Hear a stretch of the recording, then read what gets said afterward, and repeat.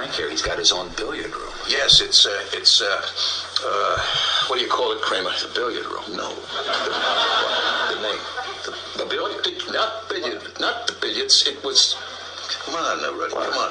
We call it the place to be. The place to be. Yes, it's the place to be. Then I shall be there. Now, it's time. Live and in living color. The Grandy Man can.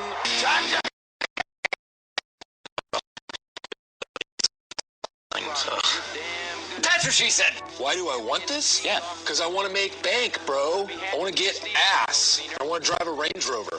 Ladies and gentlemen, boys and girls, children of all ages, it is now time for the Place to Be Podcast. And now your hosts, Justin Rosero and Scott Chris Solo. It's the war G. Seen a car full of girls, ain't no need to tweak. All of you search know what's up with 213. So I select on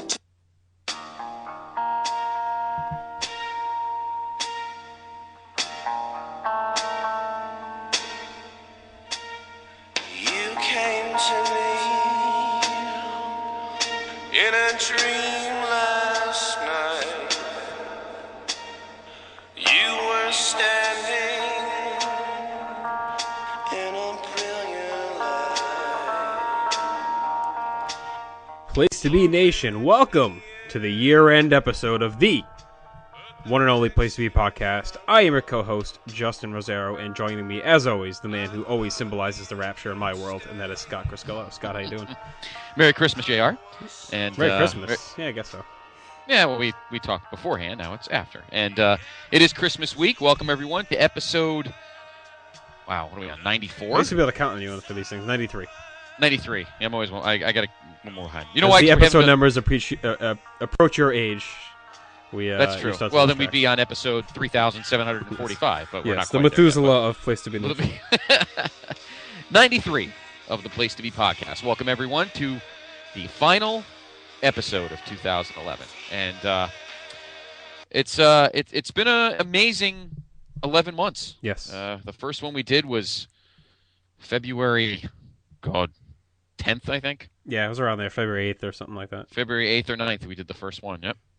And now we are at the end of the year, and of course we are coming very close to the century mark, the C-note, if you will, of the Place to Be Podcast. And as we get into 2012 and kind of get back into a regular groove, we'll continue to give you hints on what episode 100 will be. It'll be a lot of fun.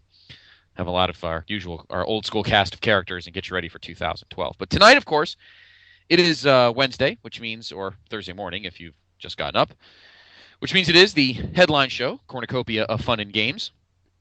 And boy, do we have a lot of fun and games tonight. I hope everyone enjoyed last week's show. We got some good feedback from... Yeah, well, that was... can't expect that out of us every week, PTB Nation. No. I'm sorry. That was a lot of work went into that Yes. one. And, Yes, it was a lot of fun. I've actually already listened to it more than once, I'll have to admit. But I enjoy listening to it, and based on the feedback, like Scott said, you guys did too. So we hope to bust out those special theme extravaganzas every now and then for you. Yeah. But that was a lot of extra work. Thank God Christmas is only once a year. Anyway, we're back to normal this week. We got some interesting stuff. All right. Well, where have you been? You can wake up from your nap now. We're going to recap Raw, which took place this past Monday in Chi-Town. And we'll give you, of course, the SmackDown spoilers that went on last night. I don't know where they were last night. I'll have to check. I don't think they were. Were they in Chicago both nights? Probably not. I don't think so. No, this is probably somewhere close by. I can't believe the whole thing. Well, Art, you're always in Baltimore, and we can't wait until you come back. Might as well have them do Raw now. Why not? We keep having this dearth of announcers. So we will, of course, go over the SmackDown spoilers. We have a question and a couple of separate questions we'll go over. One involving the network, of course. The other involving titles. And we'll talk about those later. Then, of course, we'll go through the news and notes brought to you by your good friends at WrestleChat.net. A lot of interesting tidbits today. One story that seems to be kind of bubbling to the surface. Seems cut and dry, but maybe it's not cut and dry. We'll talk more about that a little bit later. The offense, but there are a lot of skeptics that think that perhaps you can't take it. How do you address those skeptics? Well, the skeptics and all the people have a little bit of... Let me get this again. Oh, it's live, Hal. Well, we're live as well. But anyway, we have a lot of good news and notes to go over, including this version. It has nothing to do with Sid, incidentally. Then, of course, the big segment tonight JR, is the PTB Nation Asshole of the Year. Yes, lots of nominees rolling in. Yes, and of course, none of them Penn State. We took that out because that's almost like the honorary award. Should have Sandusky's face on the trophy. Then, of course, sports-wise, we'll definitely, of course, do NFL Week 17. It is the final week. Many big games still. A lot of things left to be decided. But we'll try. Maybe we'll get in some hot stove. Not much going on right now. And obviously, NBA started this past Sunday. But maybe we'll touch on that. Maybe not. We may get into that next week when we have some more time. But, of course, we'll wrap up with our Week 17 picks. Final week of the regular season. Of course, I have a gigantic game on Sunday. You had a pretty important game, too. And, we'll get to it. Kind of. We'll see. But anyway, we'll give you our picks for the final week of the regular season. All right. Why don't we dive in? We've got Raw to recap, but not just any recap, is it? Well, we'll get to that. Oh. We'll do the real one first. Oh, the real one? Oh, we are going to do the real one? Okay. All right. Let us figure what the hell. All right.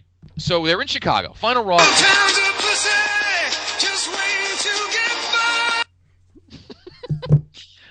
We open in Chicago.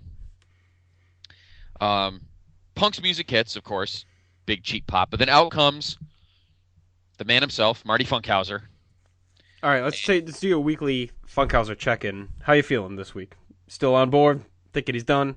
Because it seems to ebb and flow with a lot of fans each week. I don't know. I think he's starting to settle. You made a good point last week. He's kind of settling into that dopey. I'm not understanding. I'm not paying attention to the fact everybody's making fun of me. I'm just kind of rolling with the punches like he's on drugs. I think he's just doing a great job, just playing the aloof dope who doesn't mind. It's the old stooge role that Briscoe and Patterson used to play, basically. Right. Just amped up a little bit. Right, exactly. He's a good straight man. He takes it, rolls with the punches, and they get a lot of good shots in him. A lot are based on reality, so he's also a good sport for going along with a lot of it. Right. Exactly. And I think, he seems like he's in decent shape. Yes, your cunt is in the sink. Well, at least we know you're paying attention. And he seems like he's in good shape. So if that moment ever comes, it's coming. There's no doubt. No doubt. Yeah. Then at least looks like he can do it. So the thing is, the question is when you do it. I mean, obviously they teased it this week, so you know it's coming. Now, do you think they build it for a big Raw rating? Because if they did, I would thought they should have done that in Chicago, unless they're going to be there again in a couple months. So it seems like they're there every other week anyway. I know. The other possibility is the Rumble. They may just hold off on doing a Punk title match because they don't really have anyone lined up as a contender right now. So, I guess Dolph kind of is, but they're fighting next week, and I still think he's going to be involved in the Rumble. So, and then the other option is Elimination Chamber. That's where they had the big Lawler-Miz match last year after a big kind of off-month storyline. So, it'll be interesting to see when they finally do it. Obviously, they're not going to do it at Mania because Punk will be in a bigger match than that, but it'll be curious. I was kind of curious if they're going to follow the Vince Stone Cold 1999 kind of template where they have it at the February show, the big authority figure blow off. So we'll see. It'll be interesting when they do it. It's a funny feud because, again, we're talking about Laurinaitis being kind of aloof and half out of it, but in reality, he's kind of sticking it to him without really knowing it. The fans want to see you wrestle, so I'm going to make you wrestle 3 times tonight. I don't think he's aloof, but at the same time, he's not dumb. He knows what he's doing. Obviously, the new thing that's replaced who the anonymous Raw GM is who's the guy that Laurinaitis is texting constantly. Right. That's the other big thing. A lot of people think it's Vince. Who knows? I'm sure people forget about that too. Like that might go through with the GM, right? The Mr. GM. It's just kind of go out of our heads and no one will care anymore. So anyway, he was supposed to fight a gauntlet, and he was fighting 3 guys. He was fighting Swagger, Dolph Ziggler, and Mark Henry. Mm-hmm. If Punk lost to one of those guys, that guy would get the title shot next week on Raw, again in Chicago. And the name that's kind of absent from that gauntlet is, of course, Alberto Del Rio, who everyone, and I said this on the show on one of our past headlines a few weeks ago, that he was slated to be in the big match on January 2nd. Right. But obviously he is injured, and we'll get more into that in our news and notes segment. So he's not in the match. But Punk tells Marty there, well, what do I get if I win 3 matches? He wants Marty in a match. So there you go. That would be the 4th match on Raw if Punk goes through the 3. Right. Now, did you think at this point they were going to do it, or did you think they were going to screw him? I was a little skeptical, but I don't think they were gonna. They were gonna do Punk Marty with no hype. I think something was gonna happen where. All right, I'll put it this way. I didn't know about Del Rio. I didn't know about Del Rio being hurt, so I thought maybe he'd win the gauntlet. Marty, Laurinaitis would come in and kind of like they did with Vince and Steve in '98, right? With the whole tie behind your back, where just they're about to go, McFoley runs in. That's what I was going to say. Did you think they'd get to the match and then something would happen? Like I was kind of surprised they didn't get to the match, but I liked it. It was a different kind of swerve. Well, I guess we'll get to that at the end, but I liked the way they ended up going with it. It was a little bit different than normal. So. Yeah, I had no problem with that. I thought maybe they would do it the way they did with Stone Cold and Vince in April of '98. But so after that, we have our first match. Well, actually, before that, we had the January 2nd, 2012 video. This time it opens with the first line saying, "He shall arrive to reclaim what is his," and the tagline was, "The end shall begin." Jericho's still obviously denying this, but everything, the taglines, the last week with the Chris crossed out and everything else, and obviously, his whole gimmick was Y2J, and now you can play up on the Rapture and the Apocalypse of 2012. So there's a lot there that hints towards Jericho. Of course, it can also easily be played off as Undertaker as well. So it'll be interesting. We'll see, and that's next week, right? We'll find out. So yes, we will. It'll be next. So Monday night. What's your final prediction then? Maybe we'll put up a thread for this on the Facebook page. But I think it's Jericho. Okay, me too. Yeah, I think it's Jericho. I wouldn't be surprised though if it's not Jericho and then he comes back anyway. You think this could be it could be Taker it could be Taker here and then Jericho comes back in some other fashion. Almost, yeah, to make it a swerve. Like everyone thinks it's Jericho, they have it someone else, and then Jericho still shows up. Jericho's coming back. I can't see him not coming back. He's not going to turn down the WrestleMania payoff. No way. No matter how upset he is over royalties, whatever the nonsense he has going on. If they're giving him the main event slot with Punk, no way he's turning down WrestleMania title match money. No, not at all. I agree. It'd be stupid too, honestly. I mean, yeah, I know he's well off, but he's not that well off to turn down that payday.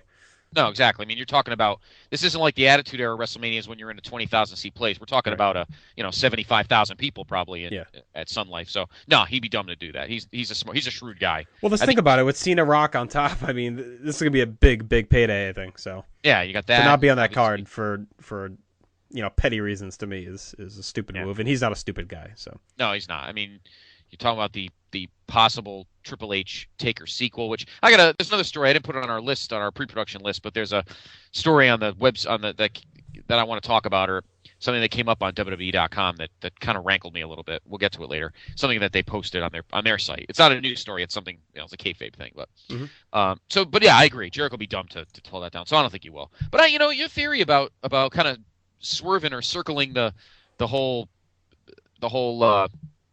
vignette thing to kind of throw people off, I could see that happening. But then again, I don't feel they're very bright right now. So no, I think they'll just have it be Jericho. The writers are blaming a lot of people for bad ratings, and we'll get more on that during the news segment. But I don't see them smart enough to do that right now. I think it's just going to be Jericho, and that's it. Mm-hmm. I don't see them pulling the trigger. So anyway, as I was saying, of course, right after that, we have our TLC rematch between Booker T and Cody Rhodes, not for the title. I perused the match briefly. It didn't seem too bad. A decent TV match. Booker actually wins it.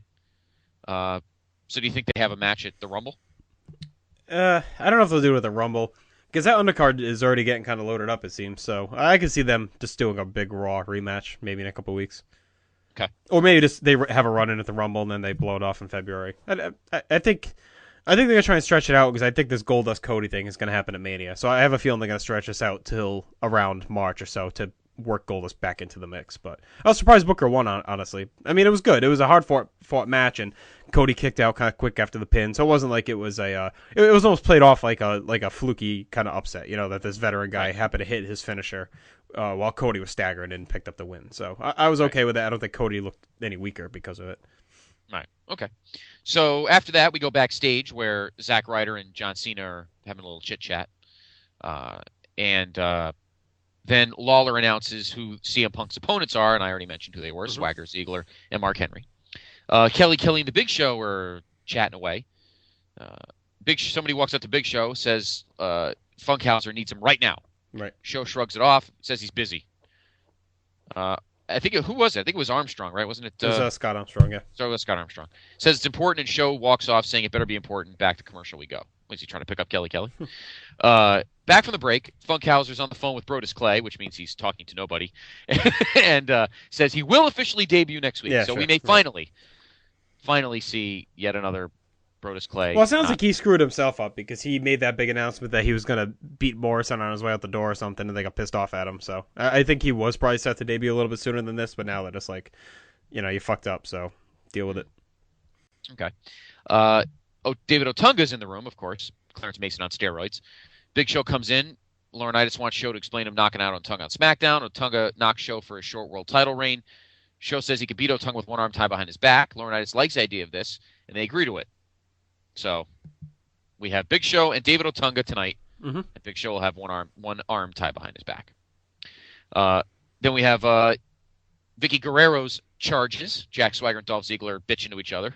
I like the line about go back to 2009. Oh, that was pretty funny. Yeah, it was good. Vicky walks up, says the important thing is one of them will win the title next week from Punk, and then Mark Henry walks up, still limping, right? Looks like he's still slightly limping. Yeah, I think he is.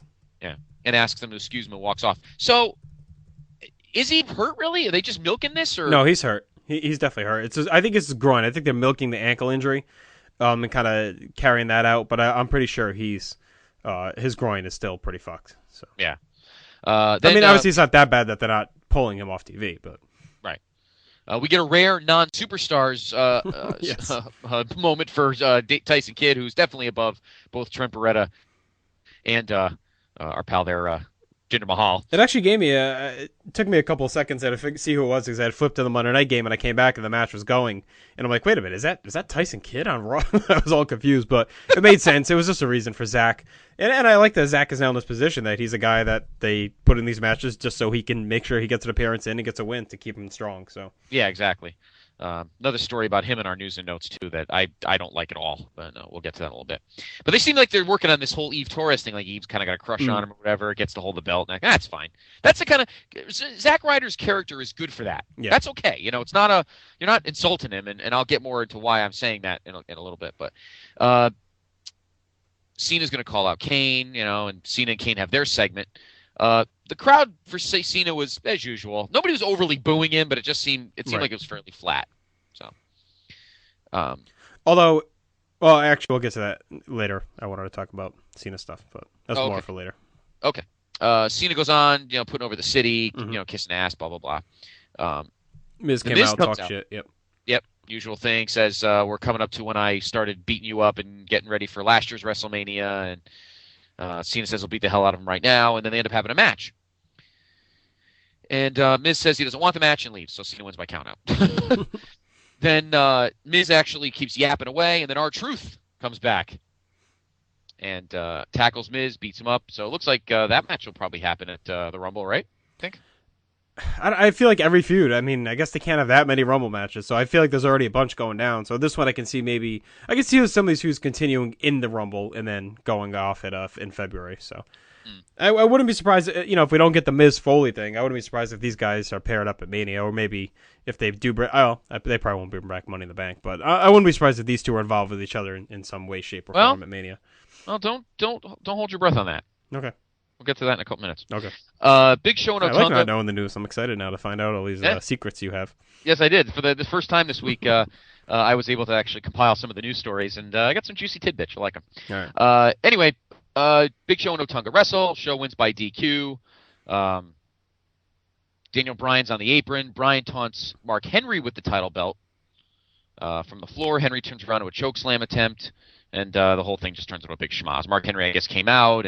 Henry came out to take advantage of Show, had his arm behind his back before he could really do much of the Otunga.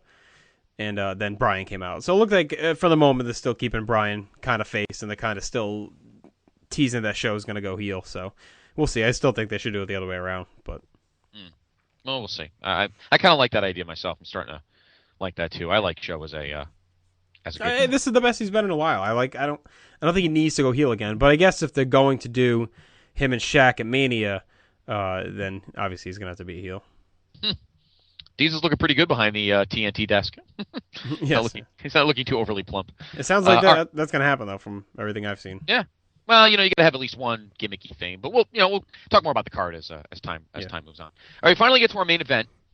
Well, actually, you missed the part. Del Rio, Ricardo yes, wheels him out in a leopard print wheelchair, which is pretty sweet. That was pretty good. I did like that, yeah. Ricardo has a neck brace, and Del Rio, of course, announces that he tore his groin in the main event last week, which is the truth. And he makes a New Year's resolution to be more aggressive when he returns, and he'll regain the title. So just a way to kind of explain his absence over the next few weeks while he heals from his groin injury. Sounds like he'll probably be out I think it's like a month or so. Yeah, not too bad. He might be back right in time for the Rumble. Yeah, I'm guessing he'll be in the Rumble. So. Yeah, because you know what they can do too. Even if he's not fully healed, they can do he can come out and get quickly eliminated just to kind of push along a story or something like that. So right, yeah. But it looks like he'll be back in decent time. All right, so now we get to the main event. We get to our gauntlet matches. Punk faces Jack Swagger first. Swagger gets kicked in the head. Does not get to go to sleep, but does get kicked in the head. So Punk wins the first match. Dolph Ziggler's the second match. And as usual, Ziggler just is ready. I'm telling you, are you getting the feeling of Ziggler that people kind of got from Miz at the end of last year? Yes and no. I think he's actually, you know me, I'm a big Miz fan. I think Ziggler's actually ahead of where Miz was. Maybe not like mainstream and notoriety-wise, but as an all-around product, this guy's really, I mean, outside of Punk, he may be the best overall guy in the promotion right now. I think he's just so good in the ring, and every week, no matter who he fights, he's going to have a great match, and his heel persona is really good. He's got a good heat magnet in Vicky, but now we're to the point where she doesn't overshadow him. He's allowed to kind of talk on his own and get his own points across. So, and they gave him another big win here. I know Johnny Ace got involved and did the distraction, but or Swagger rather, and Vicky and everyone got involved, but Ziggler still hit his finisher and ended up pinning Punk. So Ziggler earns the title match for next week's show. Obviously, that was probably kind of a hasty book with Del Rio going down because, like you said, that was supposed to be the cage match next week. So now Dolph will challenge CM Punk next week for the title. And I like that it ended in part 2. I always like when they lay out a map and you expect, because it's wrestling, they're going to go all the way. Best of 3, it's going to go 3 falls. Gauntlet, it's going to go to the end. I like when they don't do it. It makes it more realistic that not every time does it go to the last fall or the last guy. So I thought that was pretty cool that they had Dolph beat him in the middle instead of being the last guy. And this also obviously saves Henry from having to come out again. So yeah, I think that's why they did that. Also. And then, of course, Kane comes out. And I thought his promo delivery was good, but I was a little confused on the whole thing. It was kind of weird. Basically, he's saying he doesn't like the rise above the hate because hate's cool and everyone should hate everyone. And it looked like they were trying to start up to get the crowd to almost go into the Cena sucks thing. And they're trying to continue to make Cena become kind of a heel. But the weird thing is that the crowd didn't really buy into it. They didn't really chant Cena sucks. They didn't really buy into healing on him. For the first, of course, they get the one arena where, for some reason, they didn't want to hate Cena, even though Chicago always hates Cena. So it was kind of odd. Maybe it was just because Kane is kind of a flat character overall. He hadn't been around in a while. I'm not sure, but the whole thing was just kind of weird. The whole idea of it was just kind of weird. The rise above hate thing. Kane saying, "No, hate's awesome. We should all hate Cena," and then no one hates Cena. So it was weird. Cena looking sad out into the crowd that was supposed to hate him, but they were just kind of sitting there on their hands was also weird. And to me, this just really screams we're trying to kill some time and also push along that Cena's going to snap. And I think it's coming, honestly. I think it's going to be after Mania, like I said. I guess I won't beat it into the ground every week, but I honestly think that's where I headed, that he is going to finally snap and say, why do you all hate me? I've done nothing but provide entertainment and charity and, giving you guys a good time out here every time you come spend your money for your kids.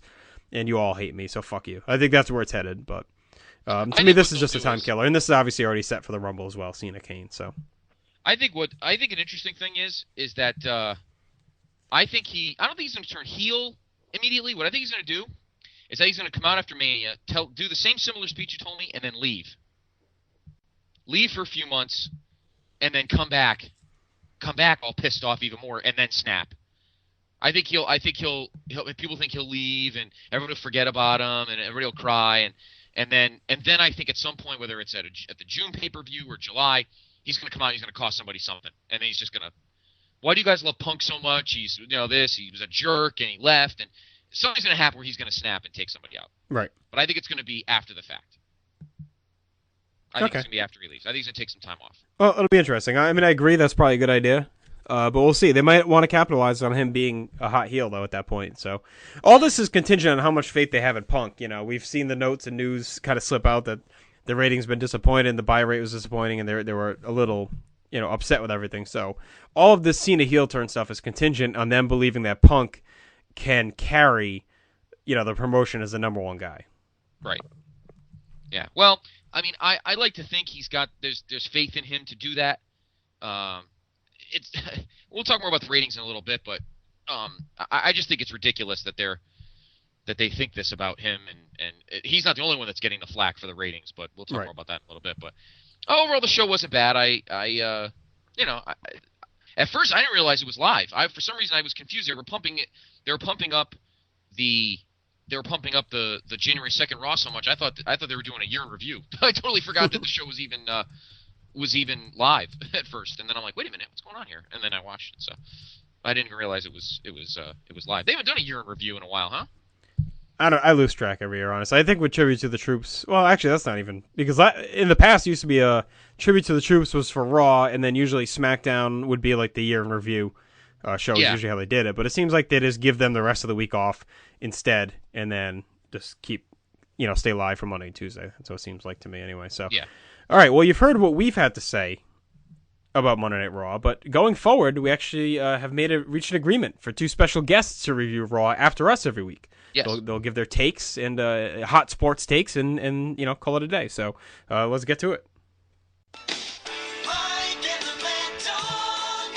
Sports Radio 66 WFAN. They're talking sports, going at it as hard as they can. It's like in the Mad Dog on the Fan.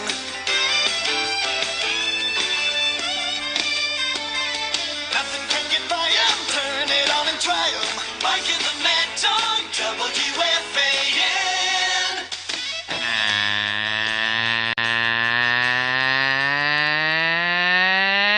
Good evening, everybody. How are you today? Monday Night Raw, Mikey. Monday Night Raw, Chicago. How you doing, Mikey? How you doing? Well, dog, this is the biggest show of the year for WWE. End of the year, going out with a bang in Chicago. Home of CM Punk, the champion. Wonder what's going to go on. What'd you think, dog? Coming out of the gate, what'd you think? I'm telling you, CM Punky Brewster, Mikey. Punky Brewster, CM Punky. What's the thing on his shirt? I don't get it. It's got like a flag or something and a fist. I don't know. He's all about anarchy, dog. He's all about anarchy. Anarchy. And then what about Lubinitis? I thought he played for the Rams, Mikey. That's his son, dog. That's hang on one sec. Let me check. Yep. That's his son. Plays for the Rams. He was drafted by the Rams. Plays for the Rams. That's his son. The GM of Raw's son plays for the Rams. I don't know, Mikey. There's Lubinitis. Anyway, why are they calling him Marty? Why are the guys calling him Marty? I thought his name was John. I don't know, Mikey. Anyway, he's getting all these matches and all these guys and Ziggler. What's that? He's the future, dog. He's the future. The kids love him. Dolph Ziggler. The fans love him. The kids love him. This Ziggler guy, I really like this Ziggler guy. I really like Ziggler. Ziggler is a great in the ring. He's great on the microphone. I really like Ziggler. I really like him. I think it's great that you keep saying Ziggler all the time. I don't know. I don't know anybody named Dolph. Do you know anybody named Dolph, Mikey? I don't know anybody named Dolph. Anyway, my wife's husband's cousin, Dolph. Well, anyway, you know who I like, Mikey? Ziggler. You know who I like? You know who I I'm like surprised? I'm so happy he has a job, Mikey. Jack Del Rio. Mikey's got a job. He's a wrestler now. I like his whole leopard thing, but I didn't know he was hurt, Mikey. When did Jack Del Rio get hurt, Mikey? Was he attacked by Maurice Jones-Drew after he got fired? Alberto, dog. Alberto Del Rio. Jack Del Rio's the porn star turned Jacksonville Jaguars coach. Are you sure, Mikey? I could have sworn Jack Del Rio had the leopard wheelchair, Mikey. Similar looks, similar personas, but Alberto Del Rio. Yeah, I like Del Rio, though. I gotta call him out here, though, dog. How do you get hurt going into the biggest show of the year? I don't get it. How do you come out like this? How are you not ready to prepare yourself? How are you not getting trained? How do they not have this guy in this show? It doesn't make sense to me, dog. It doesn't make sense. Well, Mikey, he hasn't prepared the Jaguars in 3 years, Mikey. He hasn't prepared the Jaguars. Why would he prepare himself for a big show? I mean, come on. If you're not prepared, you're not going to make it anywhere in this business. That's why I like Ziggler. Ziggler's always prepared week after week. I like Ziggler. I like him. That other guy, Swagler. What's with the voice? What's with the voice, Mikey? I think he's got a good voice, Mikey. I'm not a fan of Pirates, dog. I'm not a fan of Pirates. I never liked Pirates. Not a fan. But isn't he a friend of your voice, Shashevsky, there at Duke? Didn't they wrestle together or something, Mikey? Swagger and Shashevsky? Don't you know these things? Coach K? Coach K? I don't know if Coach K. I'll have to get him on the phone. I haven't talked to the coach in a while. I can find out if him and Swagler did play together. Not a big fan of Swagger. I'm a big fan of Ziggler. I like Ziggler. Okay. So, Mikey, we got this. And what about this Cena guy? Cena, hate? Who doesn't like hate? Nobody likes hate. Everybody hates me. I don't hate you, Mikey. I love you. But what about this hate? And the guy with the mask, Kane. What's this Kane? He's got a mask. What does he have a mask for? What does he have a mask? Is he ugly? If he's ugly, don't be on TV. Dog, I gotta think maybe it's got something to do with Christmas. Candy canes. Kane comes back. It seems logical to me. Never been a big Kane fan. Not a big fan of the mask guys. What do you got to hide? If you're a true talent, talent, you come out. And, show your face, show your expressions. This is why I like this Ziggler guy. He comes out, shows his face, shows his emotion, gets it done in the ring. I like Ziggler. I like Ziggler. I like him. I like Ziggler. Okay, Mikey. Give me the numbers. What do you think of the rating? What do you think of the rating, Mikey? Big rating. Do you think big rating? Big rating Monday night? What do you think, Mikey? Big rating. Let's see. Got the Saints in New Orleans, 37th major market. Taking on the Atlanta Falcons. That's WCW territory, so maybe out of spite they're watching the game instead of the promotion. In New York, we had the Knicks coming off the win against the Celtics, and the Rangers are hot, and plus we're talking hot stove, and you get the Giants and the Jets, the classless Jets. I'm going to go with, I'm going to say it was hurt a little bit by those, by the New Orleans Saints. I'm going to go ahead and say national 2-7, New York 2-3. Well, guess what, Mikey? Give it a little more credit, Mikey. 2-9-3, Mikey. 2-9-3. You were just close. You were almost, Mikey, but not quite. 2-9-3. 2-9-3. So, Raw did pretty well. We'll be back next week. Big match, Mikey. Big match. CM Punky Brewster, Mikey. Who you like, dog? Who you like? I got, if I had to set the line, I got Punk, given 4.5 to Ziggler's on the road. I like Dolph here. I don't know, Mikey. I like Punky Brewster, Mikey. CM Punky Brewster. He got Cherry out of the refrigerator. Nah, I like Punky Brewster. CM Punky Brewster's going to keep the title, that big gold thing with the spin. I like it a lot. He's going to win. Go Punky Brewster. Punky Brewster wins. All right, we'll be back after this. Mike and the Mad Dog. Sports Radio 66 WFAN. All right, we're back. That was our new guest host, Mike the Mad Dog. And thank God our Facebook page and Gmail's free, because with what we pay to get those two clowns on, we can't afford anything now. So thank God those are all free. And for those of you not aware of who Mike and the Mad Dog are, look into them. They're pretty entertaining. No longer together, but they were very entertaining. I know at least like 3 people listening know who they are. So for me and you, for masturbatory purposes, and those 3 other people, we're going to continue to do this, beat this joke into the ground. So we hope we don't alienate too many people. But yeah, exactly. They were the top afternoon drive time sports talk show in New York City on the Fan. Mad Dog left. Mike still has the slot. The numbers have gone down. What's it been now? 4 years? God, already, huh? 3 years or 4 years. Yeah, it's Mad been a while. Dog has his own channel on Sirius XM radio. I've listened to it occasionally. He's on during the day. I'm home at night. I catch some of the other hosts on his channel. Actually, Some of the other hosts aren't bad. But in any event, there you go. So now they've stretched out into their foray into professional wrestling. So they'll obviously be back next week as we kick off the new year. I'm just going to quickly run through SmackDown, and then we'll move along. Booker T opened the show in the ring, interrupted by Cody. Goldust came out. Actually, all right, so we're talking about Goldust. I did not realize this was already happening. So Goldust comes out without his makeup and tells Cody not to talk bad about legends. Booker challenges Cody to a rematch the IC title next week. Booker left, and Cody attacked his brother. So looks like Goldust will be getting involved at some point, but a little early, so maybe it's not going to happen at Mania. We'll see. Jinder Mahal heating back up, beats Ted DiBiase.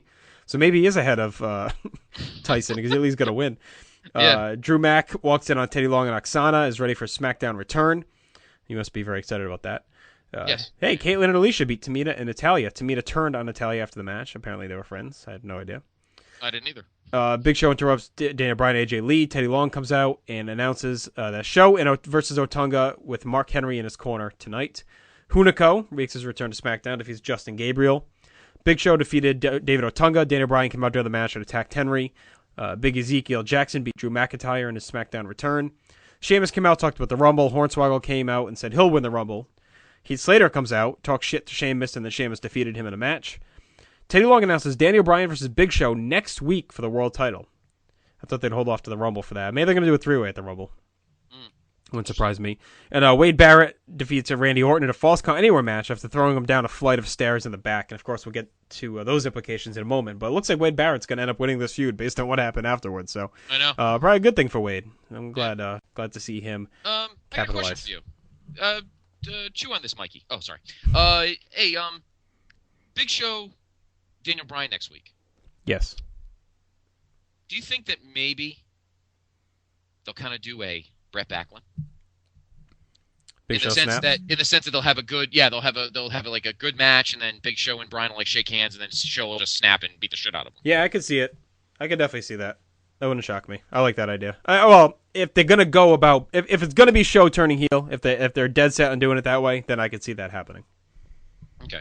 Oh, and by the way, I just realized Tamina was managing the Usos. So I'm curious as to why were the Usos heels? That was weird. Why was she has she still been with them though lately? They've been on TV a lot, but I don't think she's been with them. I think they kind of split them. Oh, did they? Okay. Because she'd been managing the Usos for a while. So right. But I'm thinking to myself, why is she with Natalya since Natalya's a heel? I don't know. Weird.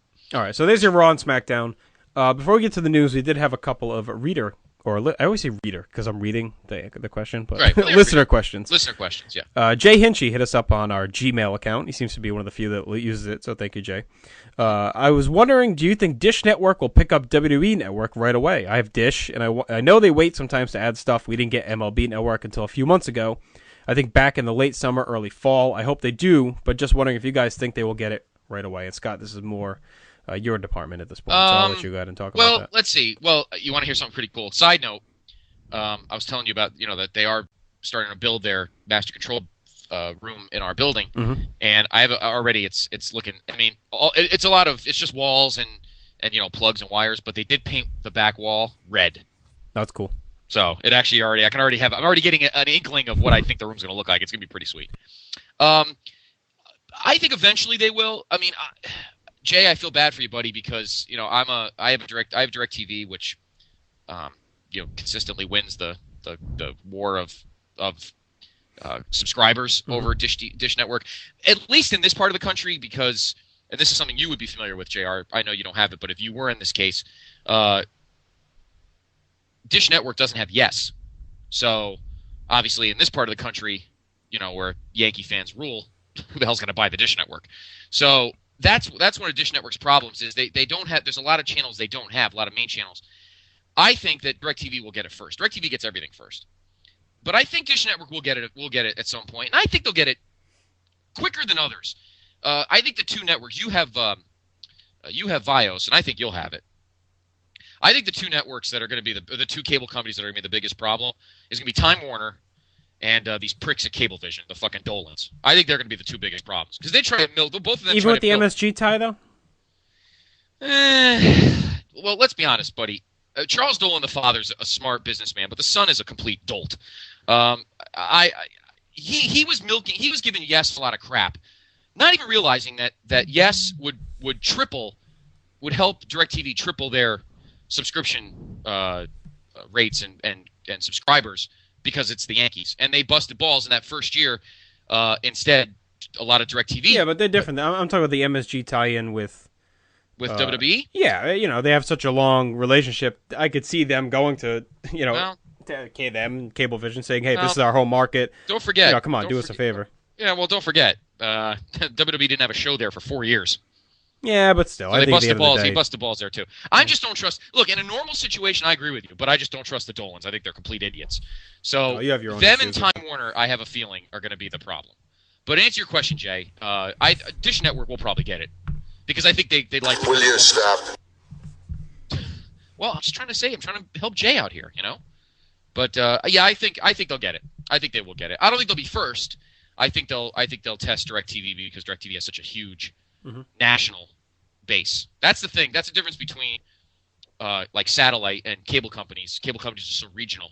Right. It's going to take a little while, but I think DirecTV will get it first, which helps me because I have DirecTV. I will say this: there's not a lot of pundits and name people out there that have a lot of faith or belief in this network right now. Now, a lot of people that I've read or heard, including like Meltzer and guys like that, not that they're the end-all be-all, but they have a pretty good feeling of the pulse of things. They just think that they're going too fast with this. They don't have a lot of people in place to run this network, and they're already kind of careening at such a breakneck pace. They're still building the studio, building all the space. So I know what you said about Yes and these other networks launching this quickly, but this is quite the undertaking, and really they're banking a lot on this network. So it'll be interesting. I get why they wanted it to be ready for Mania, but you have to wonder if they are if they are rushing things just a little bit much. Well, I mean, I honestly, I haven't seen a lot of people in our building. I saw a few people there last week going over automation systems. I'm using a lot of industry terms. I apologize, but the layman's terms, I've only seen WWE Network officials in our facility once. They're building the room, but only once have I seen any people in the building. And from what I've been hearing, there are still positions to fill because people are nervous about two things. Number one, yes, we're looking at another XFL, and two, people might have cushy jobs that may not pay a lot, but we all know WWE. Everyone knows their reputations. They're all very high, and they're a reflection of their boss. They're very high maintenance, type A, pain in the that's the asses. thing too. Yeah, I mean, they don't have the best reputation, like you said. So that is a big leap for some of these guys to leave like you said, big, well-paying jobs to go take a risk with this upcoming network that not a lot of people may have faith in. Yeah, I have faith in it. But then again, you and I are when it comes to WWE, as much as you and I are ball busters, you and I. What the hell am I? An aardvark? Well, if you were still around, Owen, if you were there, Jason Sensation, maybe it would be even quicker. But you and I have always been eternal optimists. We always look. You and I are both glass half full guys, and we think the network will succeed. And I think it will. They've got the resources. They've just got to get the logistics down. That's their problem. Resources are not the problem. It's the logistics that's the problem. Oh, maybe they should call UPS. It's all about logistics. It is. What can Brown do for you? All right. I'm sure now there'll be a UPS fucking character guy now. So, and we got one more question, don't we? Yeah, Austin Pfaff. Kind of a question, kind of a stat. Hey guys, thought you might want to discuss this. I went through and counted how many times each title's changed hands in 2011. Which ones you think changed too much or too little? So I'm going to go in reverse order. Okay. I will say that. Actually, I'll say the title. You tell me what you think it has been, and then I'll give you the real one. Okay, sure. Mike and the Mad Dog, true style. All right, Divas Championship. It probably changed maybe 4 times. You nailed that. 4 times, exactly. Oh, okay. Too little? Too many? Right on? Diva Championship is irrelevant. Doesn't matter. Yeah, I think 4 is about right. Once a quarter. 4 is about right. So. Yeah, that's fine. That's fine. World Tag Team titles. This number surprised me. I thought it was less than this. I thought it would. Well, let's see. I was going to say a small number. 6. Wow, 2 for 2, 6 times. Wow. I don't have anything in front of me either. That's crazy. Well, it seems like Airborne's had it for what, 5 months? Yeah, and before that, Otunga and McGillicuddy. Yeah, they had it for a while, and then the Hearts had it, right? They were the ones that introduced the penny titles, weren't they? The ones with Brett and everything. So, and they had it for a while too. So it's interesting. Yeah. Weird. The Usos never had it, right? Nope. No. Okay. U.S. title. 9? No, less. No. 4. Oh, really? Well, Dolph's had a death grip on it for a while. Yeah, I keep thinking. I was Ziggler. looking back. Maybe it was bounced around. Maybe like between January and like May, and then Dolph's pretty much had it for the whole fall. So maybe I thought there were more titles in. Well, who had it? Kofi had it for a while, right? Or was that last year? Kofi had it for a while. Who did he lose it to? Did Dolph beat him? I'm going to pull this up. It's sad. I can name you every IC champion through like 04 yeah, from inception, but yeah, I can name you every venue of every pay-per-view from 1985 to 2006, and I can't name who won the U.S. title on my birthday. If only we were doing the show back in 1996. All right, let's see here. Yeah, no. I'm trying to think who had the U.S. title. My voice will sound a little bit different. Okay, I can tell you right now, it was, to start the year, it was Sheamus. He won it back in September from Daniel Bryan. That's right. He beat Daniel Bryan. That's right. Then Kofi, and then Dolph, and now, of course, Ryder. So Dolph had it from June to December, 182 days. Wow. I didn't think he had it that. Wow. Okay. All right. IC title. IC title. Kofi. Or let's see. Cody's had it for what? About 4 months now. He beat. Who the hell did he beat? Oh Jesus! Oh my God! Who the hell did he have it before that? Oh my God! I don't even know. Zeke had it, right? Zeke had it, you're right. Zeke, before that it was Barrett. Before that it was Ray. Right, didn't Ray have it? No, that was a couple years ago. 8. 4. Same amount. Wow. Kofi had it to start the year. He held it from July 10 to January 4th, 2011. So he had it for a long time. Wow. Wade Barrett, 160 days. Wade Barrett defeated him on... I'm sorry, I lied. Dolph had it 160 days. July. So he had back-to-back really long title reigns. He had the IC title until January 4th when Kofi beat him. And then Wade Barrett beat him on March 22nd. Remember, it was right before Mania? They did the quick title change? That's right.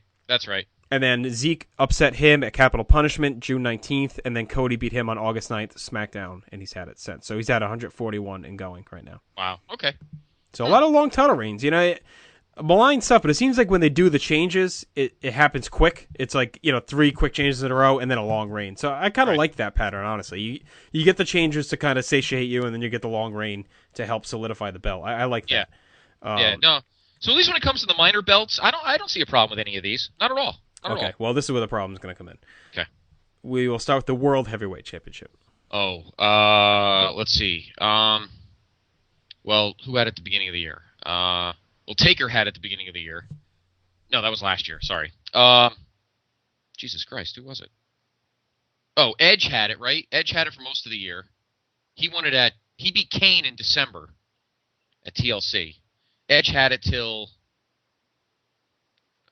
he retired. So it was Edge, Christian. Well, Christian and Orton bounced it around. Let's just get the number, and then we'll talk about it. Yeah, I would say 10? Close, 9. Okay. I mean, no, I'm sorry, not 9. Wait, no, 7. Okay. About 4 too many.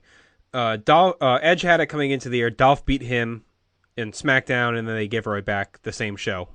Remember, they had the little. So I don't really count that. Okay. Well, it counts. So it's 1. Okay. Then Edge had to vacate it. Obviously, Christian won it. Then Orton. Then Christian. Then Orton. Then Henry. Big Show. Brian. So. So a lot of it was just part of the Orton Christian feud, which doesn't bother me because every match those two had was awesome. So I don't have a problem with it. The longest reign was Henry with 91 days. Orton had it for 75 in between the Christian stuff. But if you take out the Christian reign, Orton had it for over 110. So, yeah, I mean, and the Big Show obviously was only nothing. Christian was only 2 days. Dolph was nothing. So that's really 3 you can wipe out right there. So it was only really 4 times, which is acceptable. So and one of those 4 was due to Edge having to hang it up. So not too bad. But this one is a little more egregious. The WWE Championship. Yeah, well, I will say, oh God, well, let's see. Miz had it, and then Miz lost to Cena, and then Cena lost to Punk. And then the two of them had it together. And then Punk lost to Del Rio. Del Rio lost to Cena. Like 11? 9. 9. It went Miz, Cena, who held it for 77 days, the most for the year. Punk held it for the 28 until he was stripped. And then Ray defeated the Miz in the final. And, of course, Cena won it the next day. Or same day, whatever. Yeah, same so he had it for 9 days. Then Del Rio only had it for the length of... Actually, hang on one sec. Yeah, Mysterio had it 0 days, then Cena held it for 20 days. Del Rio won it at SummerSlam, held it for 35, then Cena, then Del Rio, then Punk, 38 plus right now. So you can take out the Mysterio one and still have 8, which is way too many for 1 year. So, if you're going to have this much movement, having the lower card, maybe not. I don't know. Maybe the IC title always was this more stable one. But you know what? Let me ask you this, though. Yeah. We saw this many title changes during the Attitude Era, and nobody got pissed off back then. Is there a difference, really? I think people got pissed off. I think that was one of the things people complained about the most during the Attitude Era. Well, during back then, I hate to say it, but I think that's when the belt started to kind of lose its luster. Of course. Yeah, that's definitely one of the main complaints was that they did do way too many title changes then, and that's something that they kind of carried over with all the titles and all the changes. That was definitely one of the major issues. Yeah, at that that's time, true. That's true. More people cared about the product in general. So, okay. Yeah, all right. Well, the answer, Austin, who by the way is probably thrilled that he got the best and most downloaded Christmas song on iTunes the last week. And if you guys are interested in the cover art, Jason Greenhouse, the Picasso, posted that, so check it out on the Facebook page. Excellent. And all right, well, thank you, Austin and Jay. Again, folks, the reason, and I keep mentioning this because I have this problem, for a lot of people during the day that may want to, have something on your mind, you want to tell us, and we can get it on the show. A lot of companies block Facebook and block Twitter because, social networking and companies, sometimes it causes issues. And if you're behind the times like Scott, don't have a phone, you can just go on Facebook. I could go on Facebook on a phone, but it's just very small. And the internet, with all the equipment, I don't have a very good signal. But I think it's good for people to use the email to do that. So continue to do that. I agree. PlayStationPodcast@gmail.com. And or even Twitter. I don't really get many tweets. I get a lot of retweets, but just place number 2B podcast. You can tweet us there, and we will read your stuff on air as well. So yes. So, all right. Well, why don't we take a quick break? We got to clean up this mess. Mike left 5 Diet Coke bottles here, and when we come back, we will have the news and notes segment, which I like. I'm looking forward to it because I picked the stories this week. Mm-hmm. Usually we do you pick them. We usually go over them ahead of time, but I like keeping you in the dark. It's gonna be a lot of fun. So the news and notes segment brought to you by our friends at WrestleChat.net. PTB Nation, get ready. We will reveal the 2011 Asshole of the Year and your Week 17 NFL picks. All that and more coming up, but we will take a break and talk to our good friends at WrestleChat.net because promotional consideration's been paid for by the following. How many pro wrestling news websites do you visit to get your daily news? 3, 4, maybe 5? Do yourself a favor and make that number 1.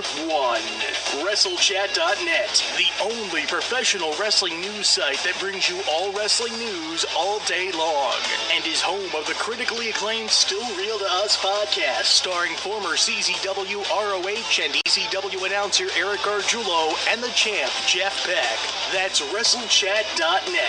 WrestleChat, it's where it's at. I love hearing the Nitro theme. Yes. WrestleChat.net is your home for everything pro wrestling. Of course, they have the great podcast, The Champ and the Champ and the Announcer. WWE, TNA, a lot of ROH. You do a lot of Ring of Honor on here, too. Yep. And, of course, a great message board. And actually, they are hosting they're trying to start one up, and unfortunately for me, although you should look into going, March 5th is Ring of Honor's 10th anniversary show in New York, and they're trying to start like a WrestleChat like meet up and go. So interesting. March 5th, unfortunately, I will not be able to go, as I will still be within the first 3 weeks of being a father. So I'm guessing I will not be able to escape to New York for this great event. But maybe you and the Rotellas can go and represent PTB Nation with WrestleChat and be a goodwill ambassador. We'll certainly try. I mean, that is, unfortunately, it's amazing because that's the Big East tournament week, so I have off the next day and going to the tournament. So maybe I could slip out early on Monday, and I'll have to check it out. Tickets usually aren't expensive.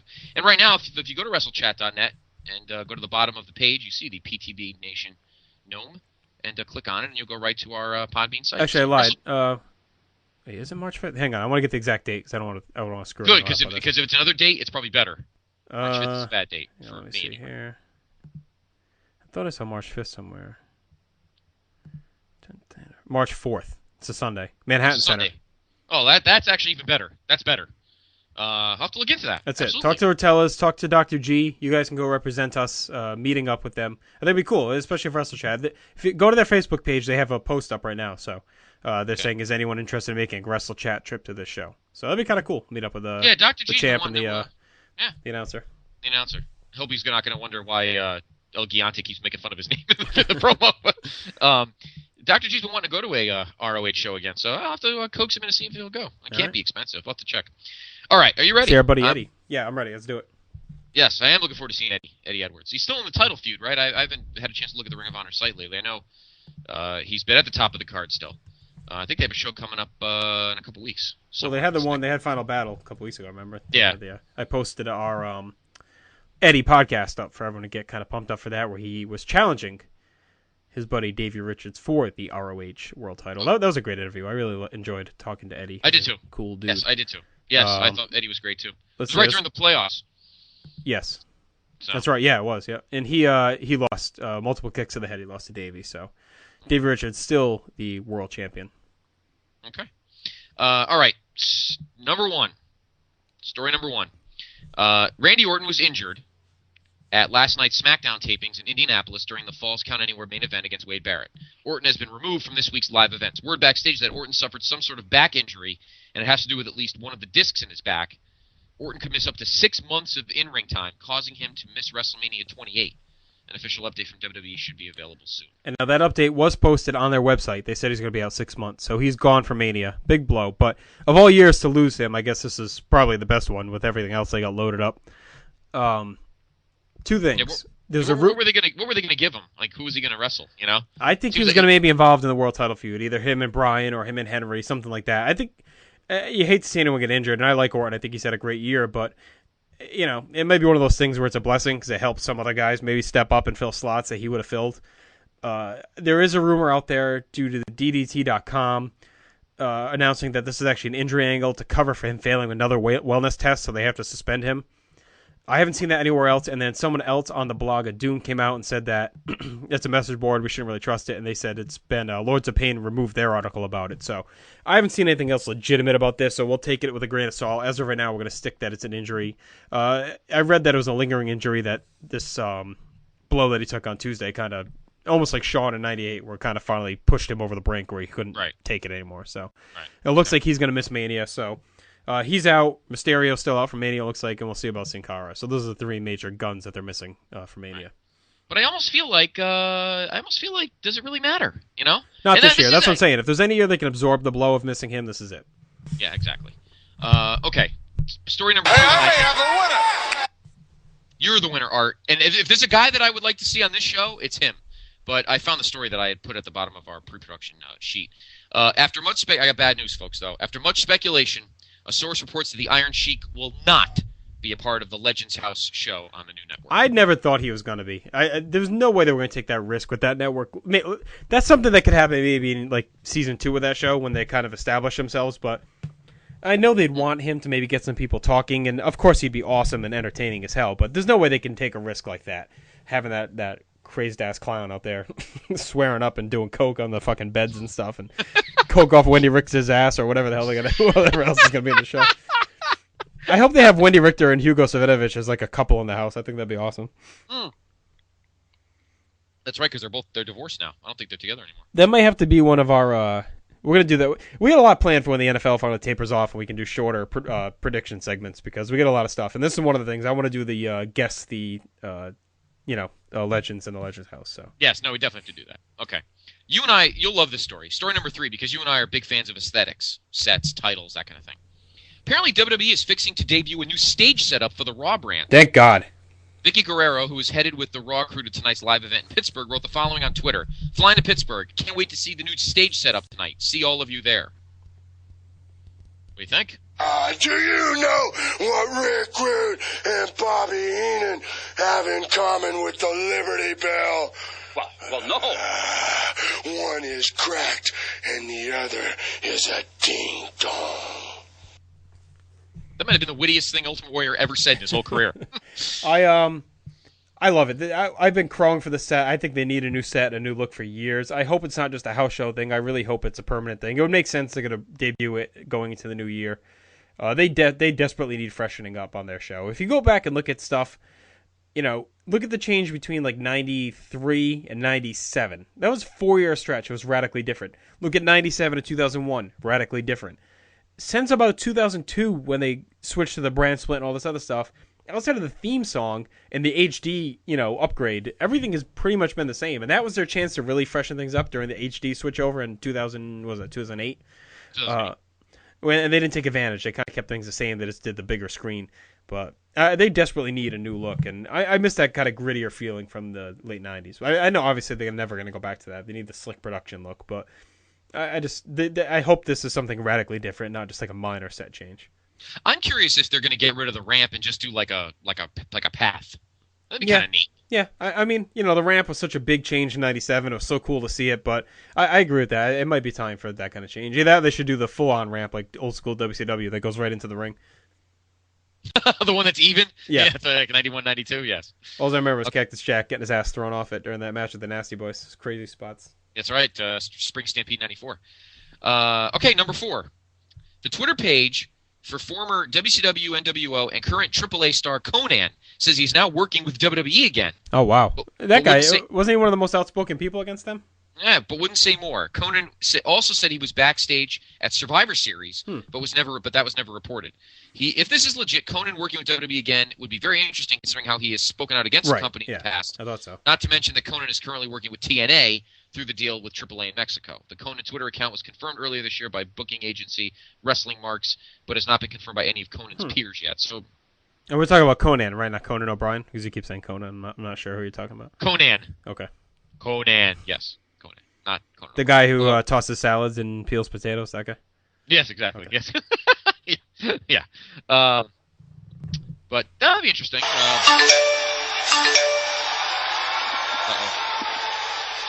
Can I have your attention, please? Of course you have an email, you idiot. Just read it.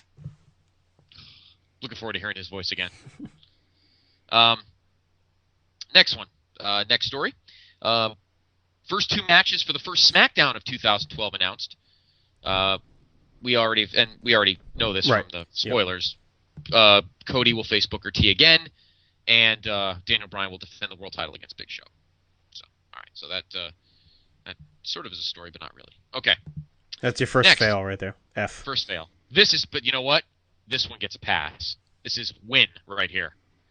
As of this week, the plan at WrestleMania 28 in Miami is to bring back Money in the Bank. Okay, makes sense. I'm surprised. So does that mean they're going to eliminate the pay-per-view? I guess if you're not going to have it on pay-per-view, they probably would rather have it at Mania. Right. So are they getting rid of... So maybe that's why things seemed... Cause remember when we were doing the list of pay-per-views last week? Yeah. They were showing that list. That was not mentioned. That stinks. That's been the best pay-per-view outside of WrestleMania the last 2 years. I know. I hate it. I don't like it at Mania. I know a lot of people complained the last 2 years saying it had... Or was it just last year they didn't have one, or was it last 2 years?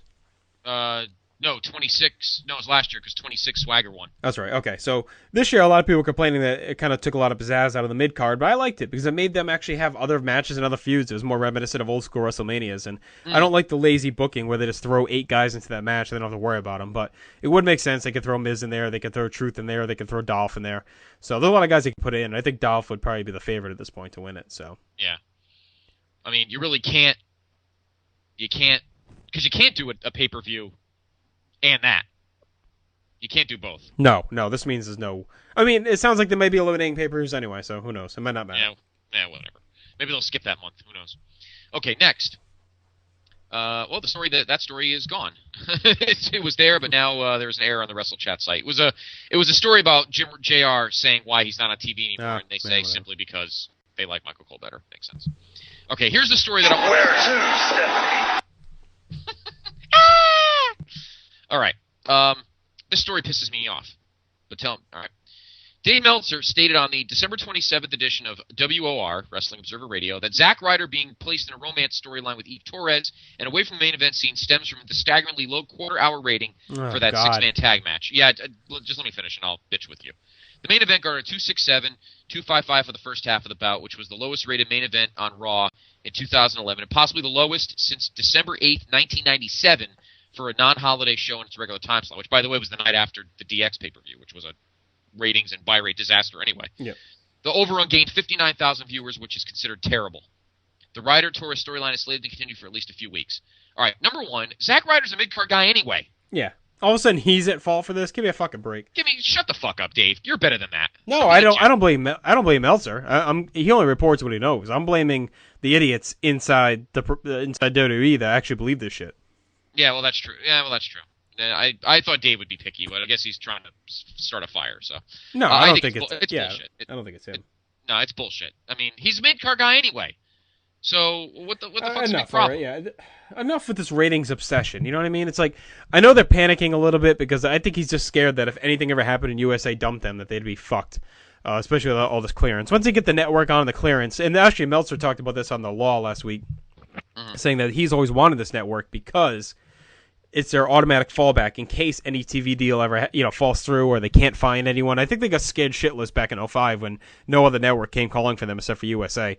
And if USA ever dumps them and no one else wants them, at least he'll have his network to fall back on. So I can't see USA ever getting rid of them, though. What the fuck are they going to put in its place? Yeah, but if you look at the trend of their programming, they're not really a sports network anymore. They do a lot of serious, kind of drama stuff and whatnot. So, if they ever lose a supporter in there, look at who would have thought TNT would kick wrestling off. It just takes one guy to come in and get in charge and, turn things around. So we'll see. I mean, right now they have a very good relationship, obviously, with NBC and Universal. So I think things are okay, but this obsession over every quarter hour of 1 week show, you're going to let things grow. You're going to let people, let it mature. So let Zack Ryder hold the title for a while and build himself up. If he keeps taking it, it's a self-fulfilling prophecy. If you take the title off him, put it back on someone else, then you say, oh, well, he couldn't get the ratings up, so we're not going to take a chance anymore. And just goes in this vicious circle. So at some point, they just got to bite the bullet. They've waited too long to build stars, and now they're in a position where they have to do it. It's almost like a rebuilding franchise. They bottomed out so bad with stars that they have to rebuild now. They have to. Right. So they're going to have to take the ratings lumps if it comes to that. Yeah. All right, this is in the comedy department. Last night was the Raw house show at Madison Square Garden. which is that's one tradition they've not gotten rid of. There's always a Raw house show at the Garden Christmas week. Seems to always be. So he was denied entry into the building because the security guard didn't know who he was. That about sums up this ratings issue. Yeah, pretty much. He wrote on Twitter, "Sell out the Horizon on a Monday, refused entry into the Garden on Tuesday. My life is awesome. Some serious Larry David shit." That's funny. And our last story is something you and I have been talking about a certain guy for a couple of weeks. Big Daddy Cool, Kevin Nash, is currently booked for 2 non-WWE events during the weekend of the Rumble. There had been some speculation that Nash would return to WWE in time for the Rumble. Nash is booked for the Fight the World promotion in Long Island that Friday before the Rumble, and the next day in Elmhurst. And where's the Rumble again? Rumble's in St. Louis. Okay. As I say, Nash could still appear at the Rumble on Sunday in St. Louis. We'll see. I never take these booking things seriously. So many times you see people schedule, and then the weekend before they'll pull out, and then you'll wonder what's going on. I think that happened with Nash last year. I think you scheduled for something, and it changed. So whatever. We'll see. We'll worry about it in a few weeks. But yeah, exactly. So there's your news and notes. We'll keep tabs on this Randy Orton situation. See what's going on there. And, of course, as weeks progress, we'll see the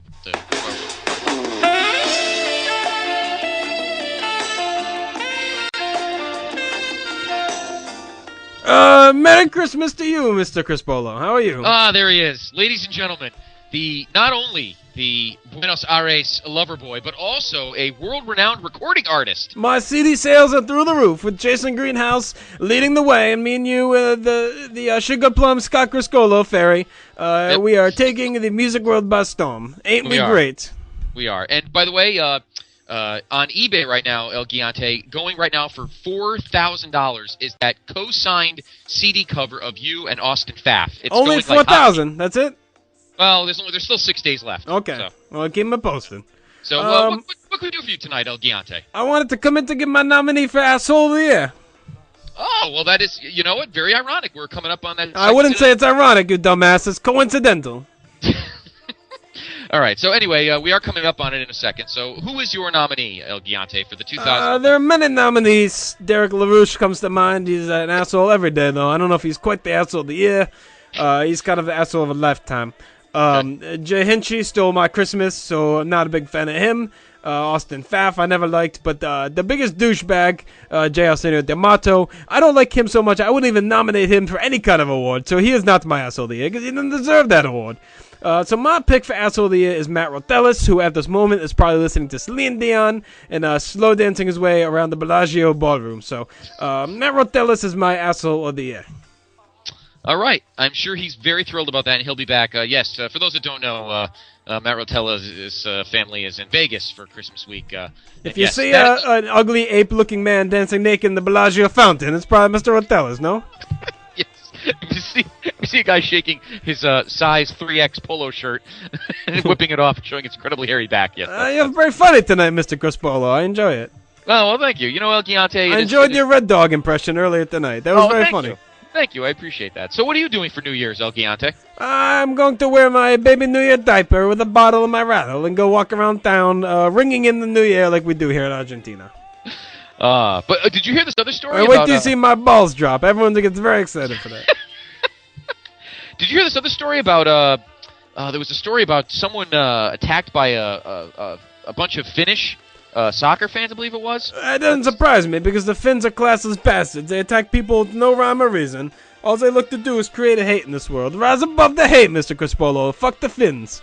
There you go. There you go. So you think Kane is Finnish because he doesn't want to rise above the hate? I think anyone who has no class is Finnish. Okay. So Matt Rotella is Finnish, then? Matt Rotella... He's even worse than the Finns. That's how bad Rotella is. At least the Finns have hair.